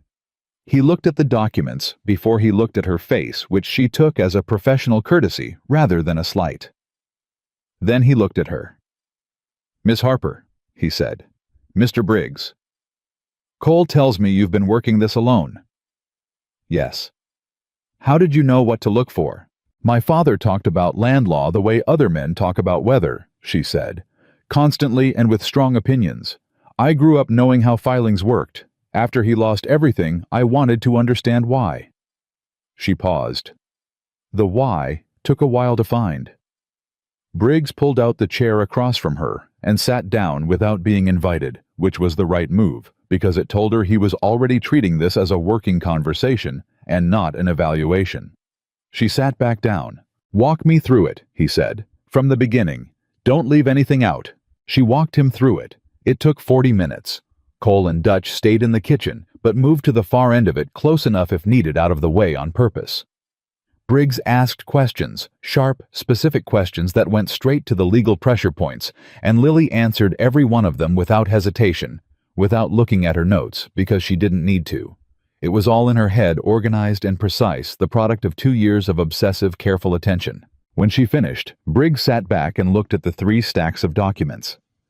He didn't speak for almost a full minute. Dutch shifted his weight. Cole stayed still. "The ledger," Briggs said finally. "Marsh gave it to you voluntarily." "Yes." "And he's willing to testify." "He said so. Whether he'll hold when Thorne's lawyers start working on him is another question." Briggs nodded. "The forged withdrawal. You're certain it's a forgery?" "I'm certain," she said. "I know my father's handwriting." "That's not enough in a courtroom," he said. "We'll need a handwriting expert. Independent, not local." He picked up the withdrawal document and looked at it closely, tilting it toward the light from the window. "Though I'll tell you, even from here, the pressure inconsistency on the downstrokes is notable." He set it down. "Who else has seen these documents?" "You, Cole, Dutch, and Marsh, who gave me the ledger." "Anyone in Thorne's circle, not the documents themselves. But Thorne knows I have something. I told him as much Saturday night." Briggs looked at her. "You told him at the banquet." "I needed him to know," she said. "If he didn't know I had documentation, he'd dismiss everything I said as the grieving daughter making accusations. I needed him scared enough to react. And if he'd reacted by having someone take the documents from you, that's why I wasn't in my room," she said. "And that's why they're here." Briggs looked at her steadily for a moment. "You used yourself as bait to force his hand." "He used me as bait first," she said evenly. "I just changed what the bait was for." Something moved in Briggs's face, not quite a smile, but the internal version of one. He looked back at the documents. "All right," he said. "Here's where we stand. The fraudulent counterfiling with the impossible date stamp, that's your strongest piece. A processing date that predates the original submission is not a clerical error. That is documentary evidence of deliberate fraud, and it implicates whoever submitted it and whoever processed it. He tapped the ledger. If this ledger is authentic, and I'll need to examine it fully, and if Marsh testifies to its contents, then we have a bribery case that connects Thorne's land acquisitions to paid interference by county officials. He looked at Lily. What you have, Miss Harper, is enough to open a territorial investigation, maybe more. The kitchen was very quiet. Maybe more, Cole said from across the room. What does more look like? It looks like federal involvement, Briggs said, if the fraud crosses enough county lines and involves enough property value, which from what I'm seeing, it likely does. He closed the ledger carefully. I need 2 days to go through everything. Then I need to make 2 trips, one to the county courthouse to pull the originals for comparison and one to find Marsh and confirm his testimony commitment in writing. Thorne will know you're here by tomorrow morning, Dutch said. Good, Briggs said. Let him know. I want him watching me go into that courthouse. I want him to understand that this is a legal proceeding now, not a private dispute. He looked at Cole. The moment he interferes with a witness or attempts to remove or alter public records, he's added obstruction to his problems.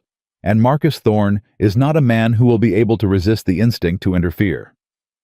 Cole nodded slowly. You're setting another trap.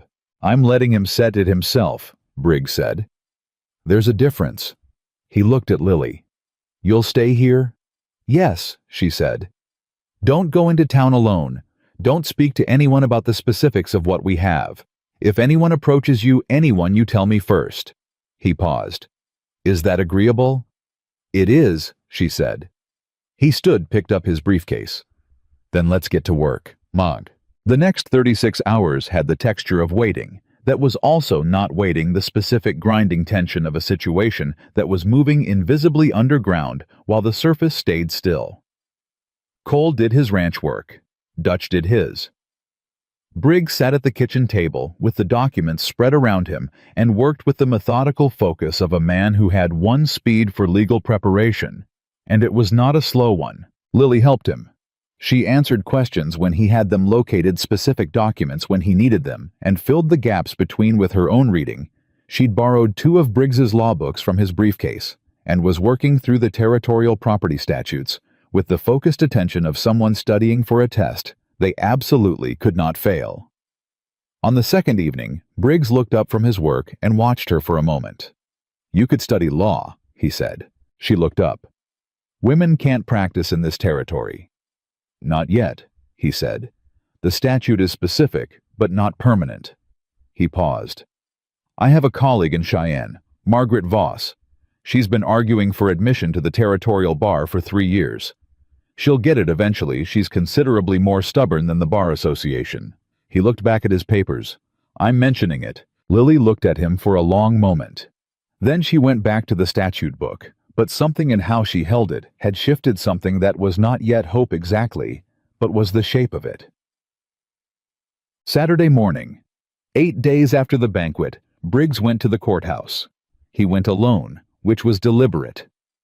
Cole offered twice to come with him, and Briggs declined twice, because a lawyer entering a courthouse was routine, and a rancher accompanying him was a statement, and Briggs preferred to make statements on his own schedule.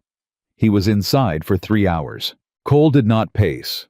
He worked fence in the south pasture, which was something that required enough physical attention to keep his hands busy without fully occupying his mind. Dutch worked beside him, and they didn't talk much, which was fine, because Dutch understood that silence in a man like Cole was not absence, it was presence, the focused internal kind, the kind that was working through something. At noon, a rider came from town, not Briggs. A young man Cole didn't recognize carrying a folded note. He handed it to Cole and rode away without waiting for a reply, which told Cole the note was from someone who didn't want a paper trail on their end. Cole unfolded it, read it, read it again. Dutch watched his face. What? Cole handed him the note. Dutch read it. His jaw tightened. The note said, Caldwell is gone. Left on the Thursday stage with his family. His office has been cleared out. Thorne moved him, Dutch said. Or Caldwell ran, Cole said. Either way, he's out of reach. Does Briggs know? Not yet. Cole folded the note.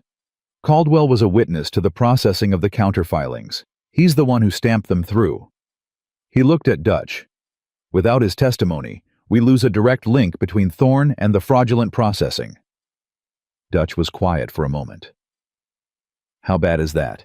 It's not fatal, Cole said with the measured certainty of a man who wasn't entirely sure but needed to sound like he was.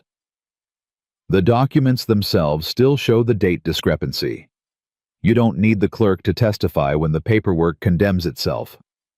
He started walking back toward the ranch. But it tells us something. Thorne knows enough about what we have to know which witness to move first.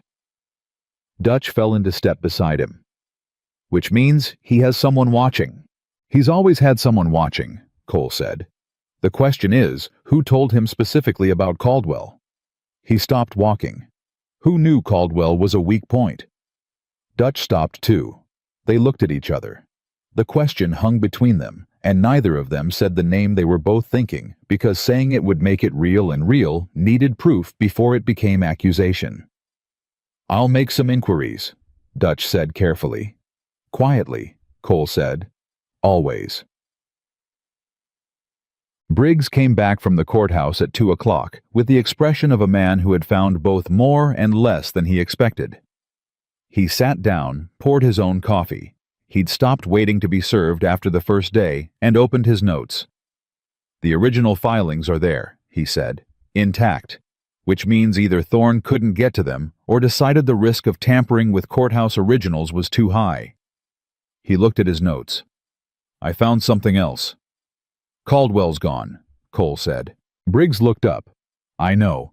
His name appears in 4 separate processing records, and now he's not available to explain them. He set his notes down. But here's what I found. There's a second clerk, a woman named Frances Aldridge who processed the original Harper filing in March of 1881. She's still employed by the county recorder's office. She's been there since 1876. He paused. She initialed the original submission, and her initials do not appear anywhere on the counterfiling. Lily across the table went very still. What does that mean? It means the counterfiling bypassed normal processing procedure, Briggs said. A filing that size on a water rights dispute should have had 2 clerks initial it. Frances Aldridge should have been one of them. She wasn't. He looked at Lily. Which means someone made sure she wasn't on duty that day, or someone processed it through a channel that avoided her desk entirely. He paused again. I spoke to her briefly. She remembered your father's original filing.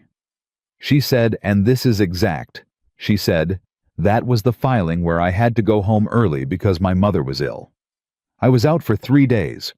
When I came back, Mr. Caldwell told me the matter had been resolved. The kitchen was absolutely silent.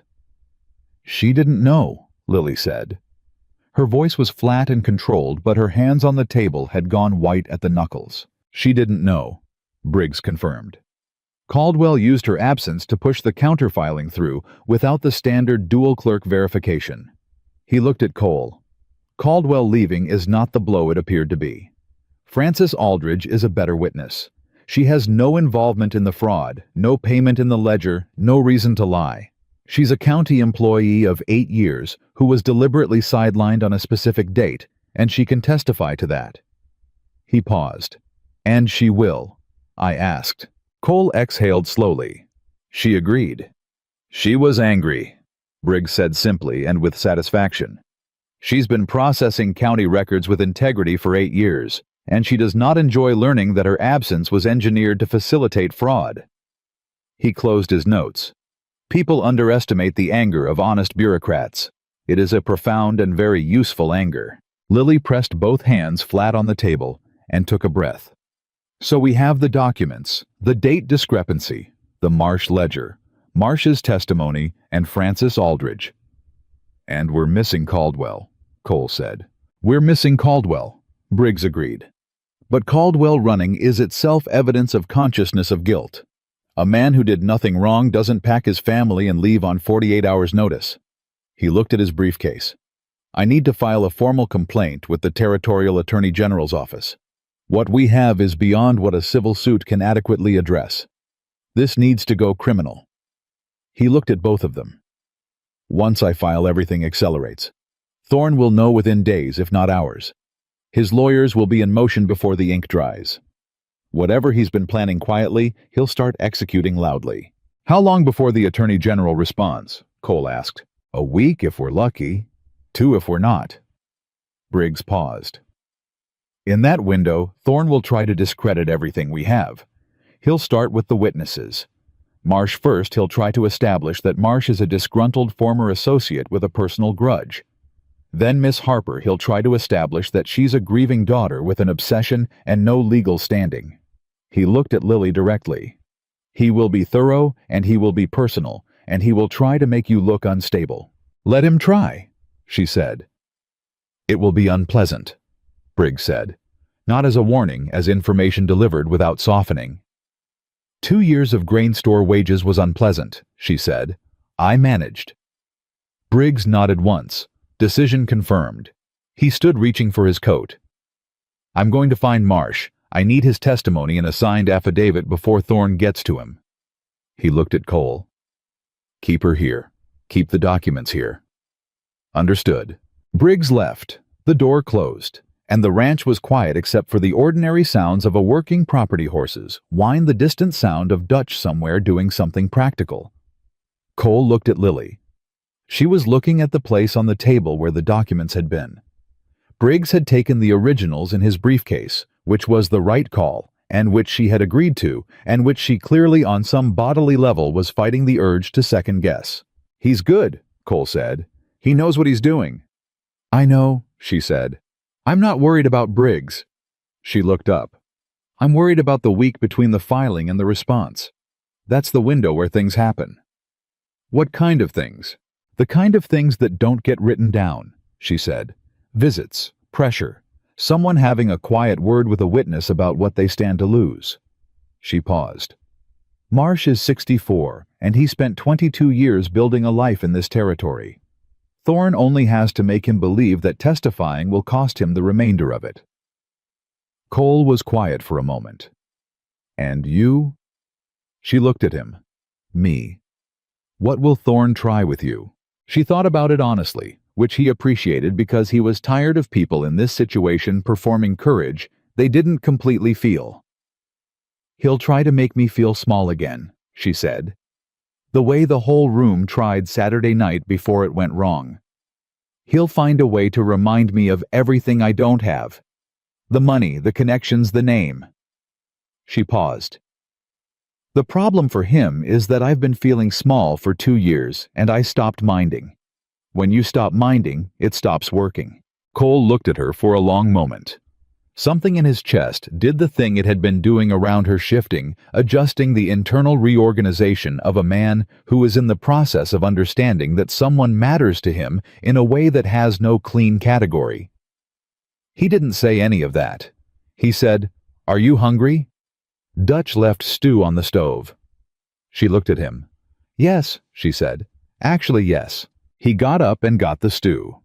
They ate at the kitchen table with the afternoon light coming in and the documents gone to Briggs's briefcase, and for a few minutes it was just 2 people eating, which was its own kind of relief. Marsh signed the affidavit on Sunday morning. Briggs brought it back to the ranch, sealed the wax stamp of a notary public from 2 towns over, pressed firm into the corner Marsh's signature below it in the deliberate heavy hand of a man who has made a decision and is not going back. Lily held it for a moment before she set it down. "He held," she said. "He held," Briggs confirmed. "Though not without cost. Thorne's man visited him Saturday evening. I don't know what was said, but Marsh looked like a man who'd been through a storm when I got there Sunday. He still signed." "What's going to happen to him?" Lily asked. "Legally, nothing. He's cooperating with an investigation, not being charged.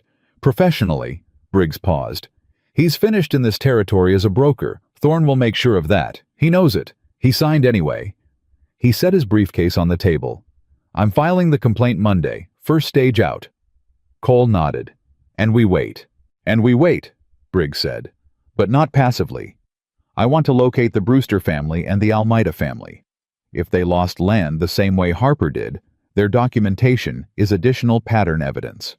Pattern evidence matters. It changes the story from one bad actor on one bad day to a systematic operation over years. He looked at Lily. Brewster, you said he's still in the territory. I believe he's in Casper, she said. I have an address. It's 18 months old. I'll find him. Briggs reached into his briefcase and pulled out a folded paper. He set it in front of Lily. I also had a document prepared. I'd like you to review it. She unfolded it, read it again. Her face, which had stayed controlled through everything, changed just slightly, just at the edges, the way a face changes when it encounters something it wasn't prepared for. This names me as a formal complainant, she said. Yes. Not just a witness, a complainant. You are the person who discovered the fraud, compiled the evidence, and brought it forward, Briggs said. You have standing. The law in this territory allows a private complainant to initiate a fraud proceeding. He paused. Your name will be on the filing, in the public record, permanently. She folded the document back carefully along its original creases. She set it on the table. She looked at it for a moment. My father's name will be in it too, she said. As the primary victim of the Harper filing fraud, yes, Briggs said. James Harper will be named. His case will be at the center of the proceeding. She was quiet for a long moment. Cole watched her and said nothing, because this was not a moment that wanted commentary from the outside. It was a moment that belonged entirely to her. He died owing the doctor $12.40. She said not to either of them, just out loud. He died thinking he'd lost, thinking he'd failed. She pressed her lips together, steadied. I want his name in it. It will be, Briggs said. She picked up the pen he'd set beside the document. She signed it. Her signature was clear, even and absolutely certain, the signature of a woman who has been moving toward this moment for 2 years and is not surprised to have arrived at it only relieved. Richard.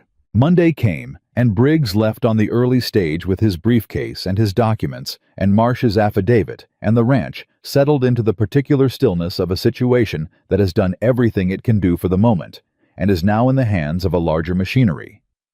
Cole stood on the porch and watched the stage go. Dutch stood beside him. How long before Thorne makes a move? Dutch said. He's already making moves, Cole said. We just won't see them until they're finished. He turned back toward the house.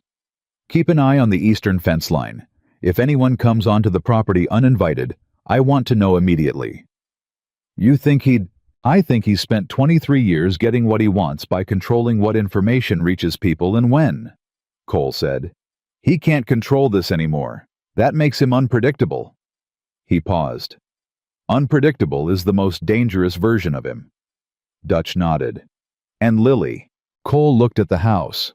Through the front window he could see her at the table, still working. Always working the way she had been since the night she first laid those documents out in front of Briggs.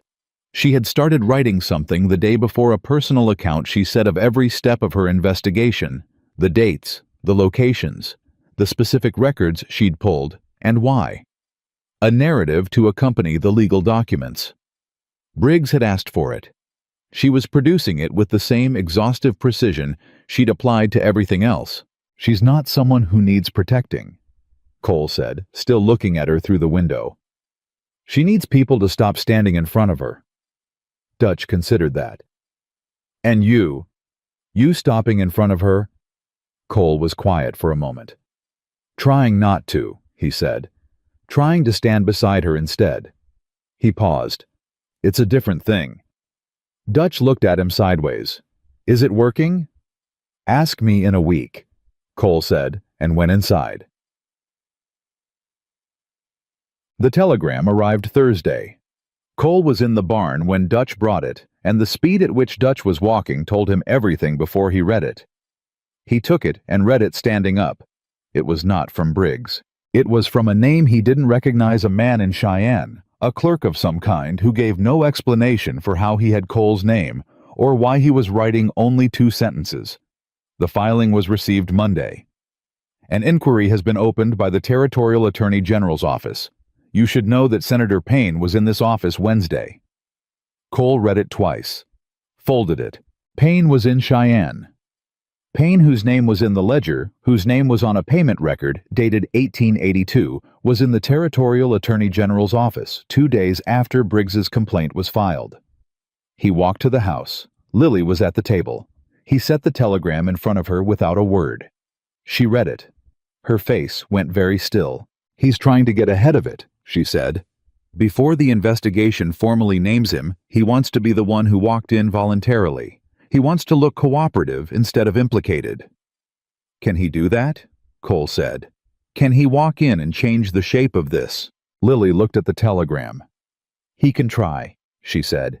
"If he gives them something bigger than himself, if he names Thorne, confirms the payments, positions himself as a witness rather than a defendant." She stopped. "He could negotiate his way out of the worst of it." Cole looked at her.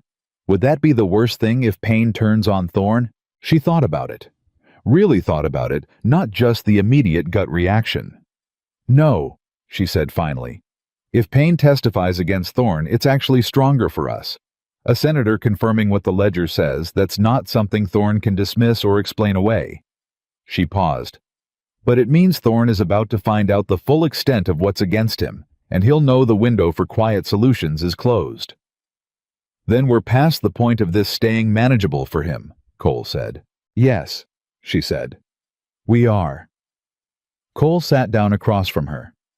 "He's going to come at us directly now. Not through lawyers, not through whispers. Directly." She met his eyes. "I know." "Are you ready for that?" She looked at him steadily, and what was in her face was not fearlessness. It was something more durable than fearlessness. Something that had been forged over 2 years of being alone and dismissed and underestimated, and still showing up every Tuesday and Thursday to copy land records by hand in a courthouse records room.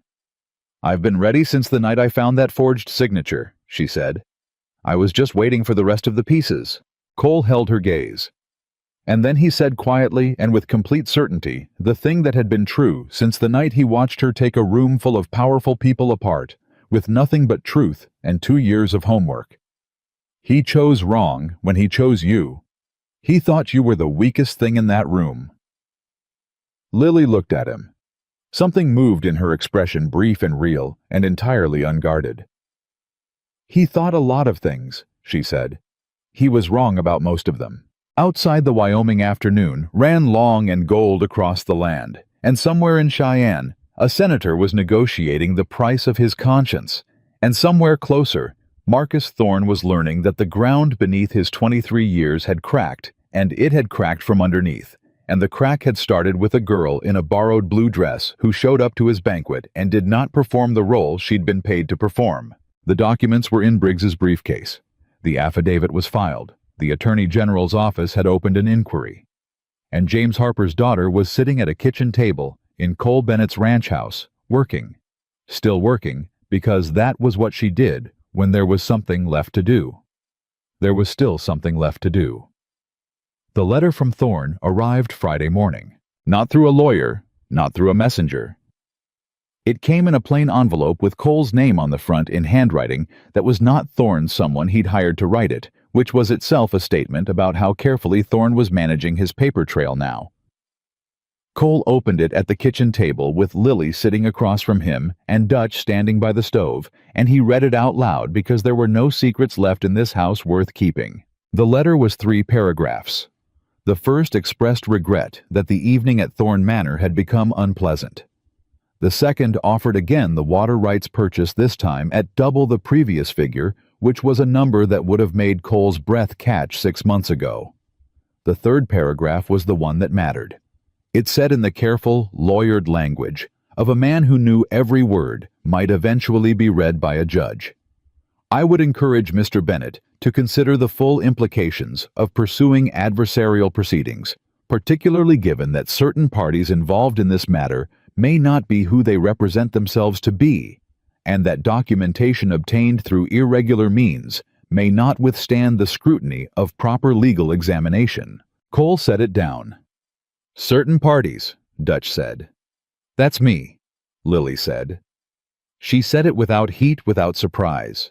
He's going to argue the documents were obtained illegally, that I stole them or fabricated them or both. She looked at Cole. He's been preparing this since Saturday night. This letter is him telling us he's ready. Are the documents clean? Cole said. Every one of them the way you obtained them. Every courthouse record was pulled through the public access process, she said. I signed the access log every single time. My name is on 18 separate request forms over 22 months. She paused. The Marsh ledger was given to me voluntarily by its owner. I have a witness to that transfer. Ruth Connolly was present when he handed it to me. Cole looked at her. You made sure of that. I made sure of everything, she said quietly. I knew that eventually someone would question how I got what I have. I made it impossible to challenge. She looked at the letter. He doesn't know that yet. He thinks I'm an amateur who stumbled into documents she barely understands. Then let him keep thinking it, Dutch said. Cole folded the letter. I'm sending a response through Briggs. No direct communication with Thorne from this point forward. He looked at Lily. Agreed. Agreed, she said. She reached for the letter and held it a moment, looking at the third paragraph, the way you look at something that was meant to frighten you and failed. Then she set it down and went back to work.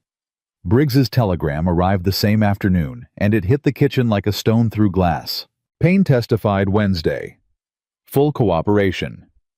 Named Thorne as architect of filing scheme beginning 1877. Confirmed 6 payments from Thorne Land Management to county officials over 7 years. A G office has issued formal subpoena for Thorne's business records. Hearing scheduled in 3 weeks. Prepare to travel to Cheyenne.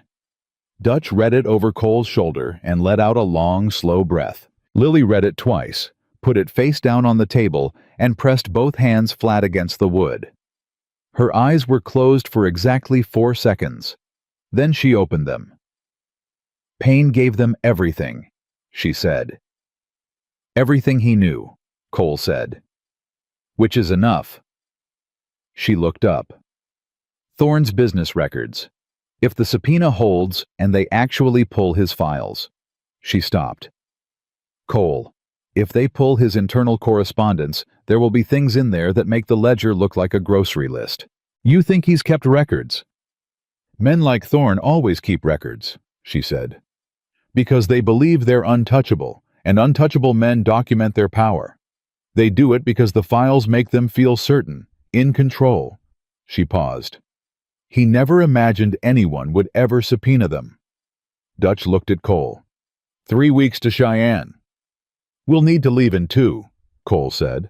He looked at Lily. You'll testify. Yes, she said, without hesitation, without performance. Just the plain, quiet certainty of someone who has been walking toward a moment for a long time and has stopped being afraid of arriving at it. It will be a formal hearing, Cole said. Thorne will have lawyers present. They'll cross-examine you. I know. They'll try to make you look obsessive, unstable, a grieving daughter who spent 2 years manufacturing a case that doesn't exist. I know that too. She looked at him steadily. Let them try. Every document I have is real. Every date I cited is accurate. Every signature I identified as forged is forged, and a handwriting expert Briggs retained in Denver has already confirmed it in writing. She paused. I'm not afraid of cross-examination. I'm afraid of losing because someone in that room has already been bought. She stopped. But Payne's testimony changes that. If a senator has already confirmed the payment structure, any official Thorne still has influence over is now too exposed to act on it. Cole looked at her. The afternoon light came through the kitchen window, and she was sitting in it, tired in the way a person gets tired when they have been running on will and precision for 2 years.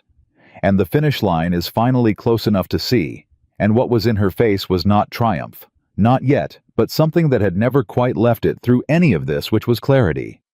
The absolute, unshakable clarity of someone who knew exactly what they were doing, and exactly why. All right, Cole said. 2 weeks.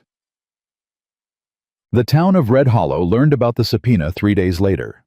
Cole heard it from the barman at the saloon, who heard it from the stage driver who had been in Cheyenne when the news moved through the courthouse district like fire through dry grass.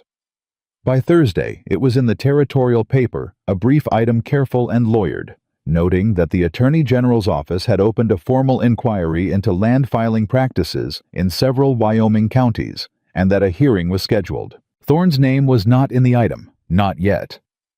But Red Hollow was a small town, and small towns had their own information system that operated considerably faster than newspapers. By Friday, the widow Ruth Connolly had 3 separate visitors who came to her door and left quickly. By Saturday, the woman who ran the millinery shop on Main Street, who had been at the Thorne banquet, who had laughed quietly at the right moments that evening, stopped Lily on the sidewalk outside Culver's and said simply, and without explanation, "Your father was a good man. I always thought so." Then she walked on. Lily stood on the sidewalk for a moment after she left. Then she kept walking. She had gone back to the grain store. Not because she had to. Cole had offered, Dutch had offered, and she had declined both with the same firm, clear reasoning she applied to everything. She would not stop working until the case was decided, because stopping felt like assuming the outcome, and assuming the outcome was the kind of thinking that made people careless. So she swept the front step and stacked the grain sacks and counted out the deliveries, and she kept the courthouse in her peripheral vision every Tuesday and Thursday, and she waited. On the Monday of the second week, Culver called her to the front of the store. He was standing behind his counter with the ledger open in front of him, the way he always stood, and he looked at her with the expression of a man who was aware he was in the middle of something larger than his store and was not comfortable there. "I've heard things," he said. "What kind of things?" she said. "About you. About what you've been doing." He shifted his weight. "About what you found." She waited. "I want you to know," he said, and then he stopped and started again. "I want you to know that if anyone asks, I'll say you've been a reliable worker, that I've never had cause to question your character." He looked down at his ledger. "I thought you should know that." It was the most Culver had ever said to her that wasn't a work instruction. She looked at him for a moment. "Thank you, Mr. Culver," she said. "That's all," he said, and went back to his ledger. She went back to the grain sacks. But something had loosened in her chest, something small, almost nothing but real.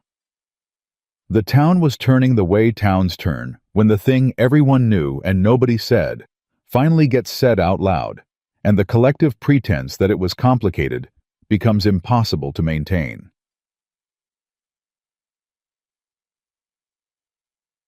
Thorne made his final move on Wednesday.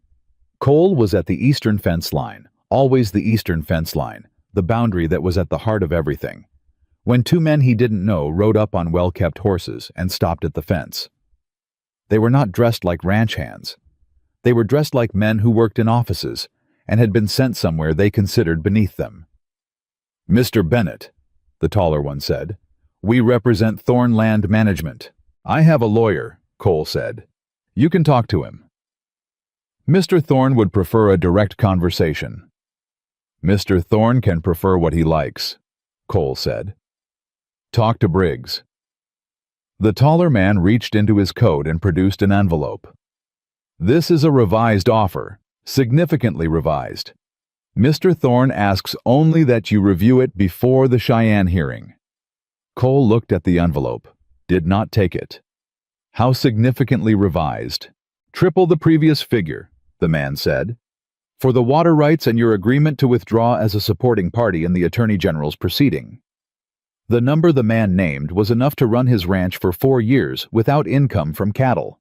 It was enough to rebuild the eastern pasture, replace 2 aging wells, hire 3 more men. It was, by any material calculation, a life-changing sum. Cole looked at the envelope for a long moment. The 2 men waited with the practiced patience of people who believed money was the final argument in every negotiation, because in their experience, it always had been. "No," Cole said. The taller man blinked. "Mr. Bennett, I don't think you've—" "I heard the number," Cole said. "No." "Perhaps if you take some time to—" "I said no."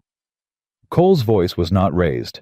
It was the flat, finished kind of no that left no room for perhaps or let me explain or have you considered. It was the no of a man who had already done his considering and was done with it. Ride back and tell Thorne that his offer was delivered and rejected. Tell him I'll see him in Cheyenne. The two men looked at each other. The shorter one said quietly, and without heat, but clearly meaning it to land. Mr. Thorne thought you might say that. He asked me to remind you that Miss Harper has a great deal to lose if this proceeding doesn't go the way she's expecting. Cole went completely still. The silence stretched for 3 full seconds. When he spoke, his voice was quiet and absolutely level, the way very still water is absolutely level right before something breaks its surface. If anything happens to Lily Harper, he said, anything at all, a job lost, a room taken, a hair on her head disturbed, I will personally deliver every document in this case to every newspaper in this territory, and 3 in Denver, and Thorne's name will be the first word in every headline. He held the man's gaze. And then I will find whoever touched her, and I will handle that separately. Are we clear? The shorter man's easy expression had gone somewhere else. He said nothing. Ride back, Cole said. They rode back. Cole stood at the fence line for a moment after they were gone, breathing through what had just moved through him. Not fear, not anger in its ordinary form, but the specific clarifying fury of someone who has just been shown the full ugliness of what they're fighting and needed to see it to know they were right to fight it. He turned and walked back toward the ranch. He told Lily that evening. All of it, the number, the condition, the threat. She listened without interrupting. When he finished, she was quiet for a moment. That's a lot of money, she said. Yes, he said. You said no. Yes. She looked at him. Why didn't you take it? He looked back at her with a slight expression of surprise, like the question had come from a direction he hadn't expected. You know why, he said. I want to hear you say it, she said. Not testing him, just wanting it said out loud the way some things need to be said out loud to be real. Cole was quiet for a moment. Then, because it was wrong from the beginning. Thorne took your father's land. He took his water rights. He forged his name on a document that let him die thinking he'd failed. He's taken land from 6 families that we know about. He's paid officials who were supposed to protect people to betray them instead. He paused. And he thought he could fix all of that with a number. He thought everything had a number. Cole held her gaze. Some things don't have a number. Lily looked at him for a long moment. The kitchen was quiet. Dutch had gone to bed an hour ago, and the ranch was settling into night the way a working property does, gradually sound by sound, until the only things left were the fire in the stove and 2 people at a table and the space between them that had been getting smaller for 2 weeks without either of them naming it. Cole, she said. Yes, after Cheyenne, after this is finished. She stopped, organized herself. I don't know what I'm going to do next. I've been so focused on this that I haven't thought past it. I don't have a room anymore, not really. I have a grain store job and an attic I'm not sleeping in. She looked down at her hands on the table. I'm not asking anything. I just want you to know that I'm aware I've been living in your house for 2 weeks and eating your food and... Lily, he said. She stopped. Stop apologizing for taking up space, he said. You've earned every inch of it. She looked up. He was watching her with the direct, steady attention she'd noticed the very first night. The attention that didn't look away, didn't categorize, didn't decide what it was seeing before it had finished looking. Besides, he said, I was thinking about the eastern boundary. She blinked. What about it? The water rights, if the proceeding goes the way Briggs thinks, the original Harper filing will be reinstated, which means the Callaway tributary rights your father filed are still legally his, and since you're his only heir, they become yours. He paused. That land your father originally held, 80 acres on the southern edge bordering my eastern pasture. I've been running fence along it for 3 years like it was mine, but it isn't. It's yours. Lily stared at him. That land was absorbed into Thorne's holdings when... When the fraudulent counterfiling stood, Cole said. If the counterfiling is voided and Briggs believes it will be the original ownership reverts, to James Harper's estate, to you. He held her gaze. 80 acres with water access. It's not a fortune, but it's land. Real land. Your father's land. The thing that moved across Lily's face in that moment was not something she could have controlled if she'd tried, and she didn't try. It was the specific breaking open expression of someone receiving something they stopped letting themselves want so long ago that being offered it again feels like being asked to breathe underwater, terrifying and necessary and overwhelming all at once. She pressed one hand over her mouth, breathed through her nose, got herself back. That's not certain yet, she said when she could speak. No, he said, but it's likely. And I wanted you to know it was coming before you started making plans that didn't include it. She looked at him. Why? He held her gaze and said it simply without decoration. Because you've been planning around what you don't have for 2 years. I'd like you to try planning around what you do have for a change. Lily looked at him for a long moment, and what was between them in that quiet kitchen was not declared and not performed, but entirely real. The kind of thing that builds between people who have been through something true together. Something that stripped every pretense away and left only what they actually were underneath. All right, she said very quietly. All right, he said. Aman. They left for Cheyenne on a Tuesday. Cole, Lily, Dutch, and Marsh, who came on his own horse with his jaw set and his hat pulled low, and the expression of a man who had made peace with a hard decision and was no longer reviewing it. Frances Aldridge traveled separately.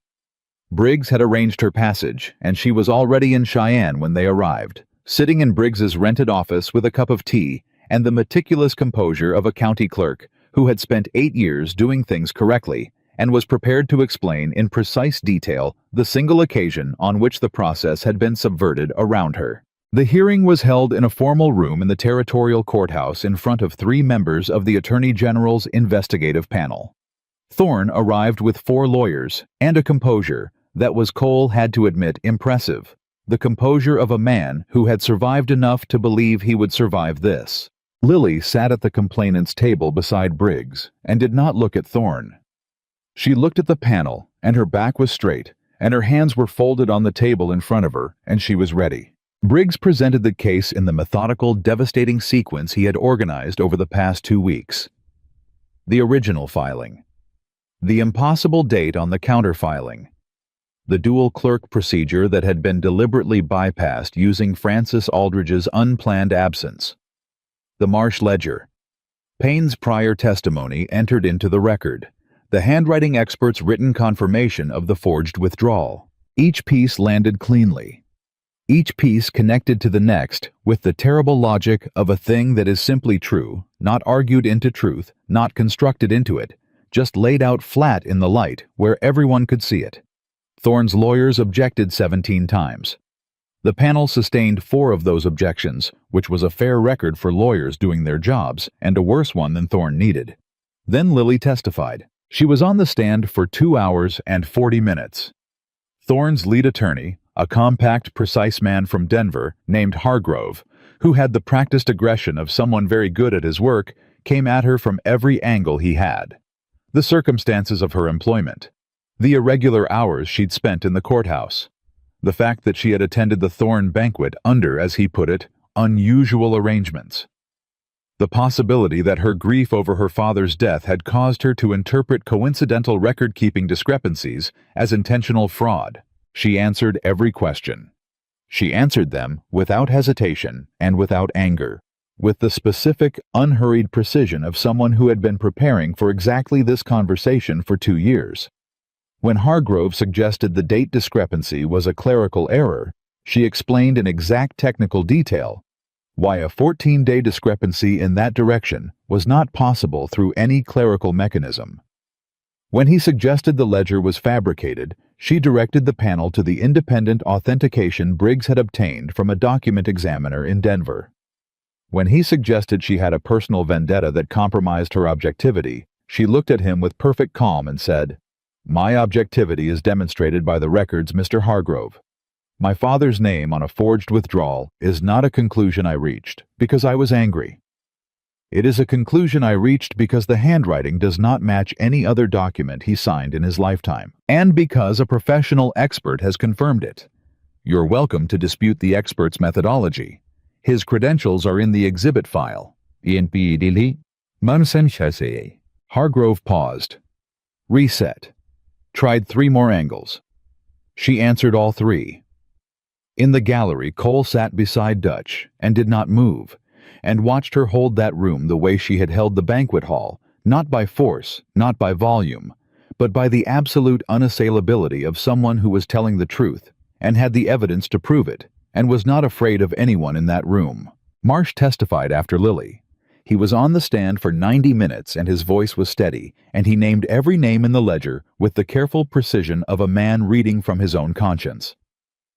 When Hargrove suggested the ledger was a fabrication designed to settle old grievances, Marsh looked at him and said, "I wrote every entry myself. I know my own handwriting, and I kept it for 22 years because I always knew this day would come. I just didn't know I'd be the one to bring it." Frances Aldridge testified for 40 minutes, and was, as Briggs had predicted, immovable, the righteous precision of an honest clerk who had been used against her own integrity and had not forgotten it. The panel recessed for deliberation at 4 o'clock. They waited in the hallway outside the hearing room. Cole stood. Dutch sat. Marsh stood by a window and looked out of it with the expression of a man watching his own past being weighed. Lily sat beside Cole on the bench close enough that their shoulders were almost touching, and neither of them moved away. "You did everything you could," Cole said low. "I know," she said. "Whatever they decide." "Cole," she said, "I know." She looked straight ahead. "I've known from the night I found that signature that I was doing the right thing. The outcome doesn't change that." A pause. "But I want the outcome." "So do I," he said. They waited. At 6:15 the doors opened. The panel chair read the findings in the flat measured language of legal proceedings, which stripped all drama from words that were in their substance anything but flat. The counterfiling of 1881 on the Callaway tributary water rights was found to have been submitted with a fraudulent processing date and processed in violation of county filing procedures. The withdrawal bearing James Harper's name was found to bear a signature inconsistent with authenticated samples of James Harper's handwriting and was formally voided. The payments recorded in the Marsh ledger were found to constitute evidence of a pattern of official corruption warranting criminal referral to the Territorial Prosecutor's Office. Thorne Land Management was ordered to cease all activity on properties subject to the original disputed filings pending full review. A formal criminal investigation into Marcus Thorne was recommended. The room was quiet for 3 full seconds after the chair finished reading. Then it wasn't. Thorne's lawyers were on their feet. Thorne himself sat without moving, and his face was doing something that faces do when a man has finally arrived at the edge of everything he believed was permanent and looked over it and seen what was below. Lily did not stand. She sat at the complainant's table and let the noise move around her, and she pressed both hands flat on the table, and she closed her eyes for 4 seconds, and then she opened them. Briggs was speaking quietly at her ear, something about next steps, the criminal referral, the property review process, the timeline for the reinstatement of the original filings. She heard the words. She let them exist alongside the other thing, the thing that had no legal terminology and no case number, the thing that was just her father's name cleared in the record of a territorial courthouse by a panel that had read the truth and called it what it was. She stood. Turned. Cole was 3 steps behind her, because he had moved through the gallery the moment the chair finished reading the way you move toward something when you are no longer willing to be on the other side of a room from it. She looked at him. He looked at her. "It's done," he said. "It's started," she said. "The criminal investigation is still Lily." He said her name the way you say something when you need a person to stop talking for 1 second and just be where they are. "It's done enough." She looked at him.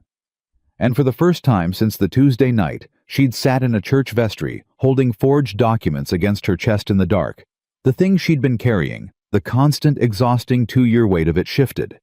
Not gone, but shared. Distributed across something larger than one woman alone in an attic room with courthouse copies and borrowed lamplight. She breathed. "Yes," she said. "Done enough." Marcus Thorne was indicted by the Territorial Prosecutor's Office 11 weeks later. The charges included land fraud, filing, fraud, bribery of public officials, and conspiracy. Caldwell was located in Colorado and extradited. Senator Gerald Payne received a formal censure and resigned his seat before the criminal proceedings concluded. 3 county officials were removed from their positions. The Harper water rights were reinstated in full.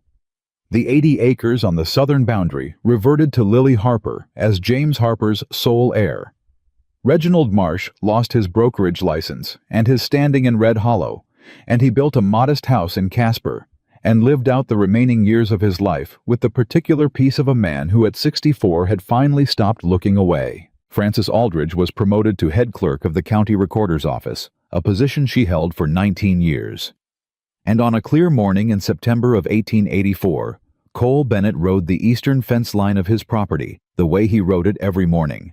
And when he reached the southern boundary, the place where his land met the 80 acres that now legally and permanently, and without question belonged to Lily Harper, he stopped his horse.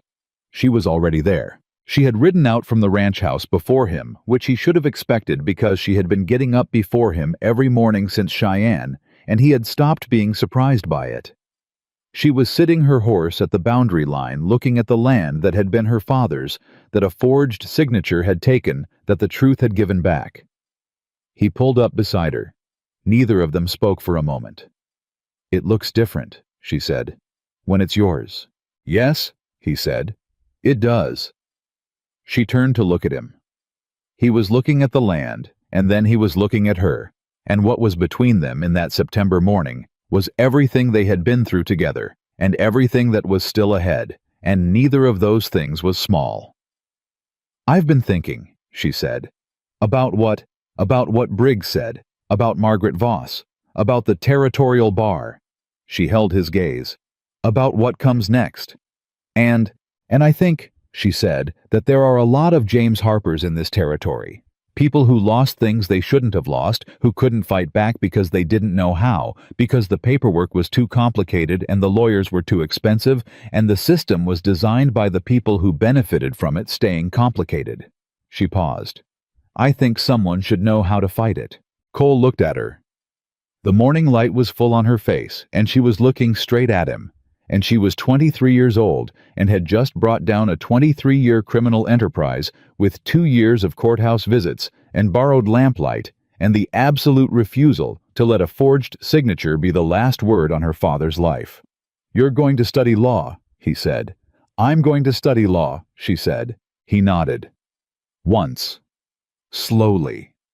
With the complete unqualified respect of someone who has never doubted for a single moment that the person in front of them was capable of exactly what they say they're going to do.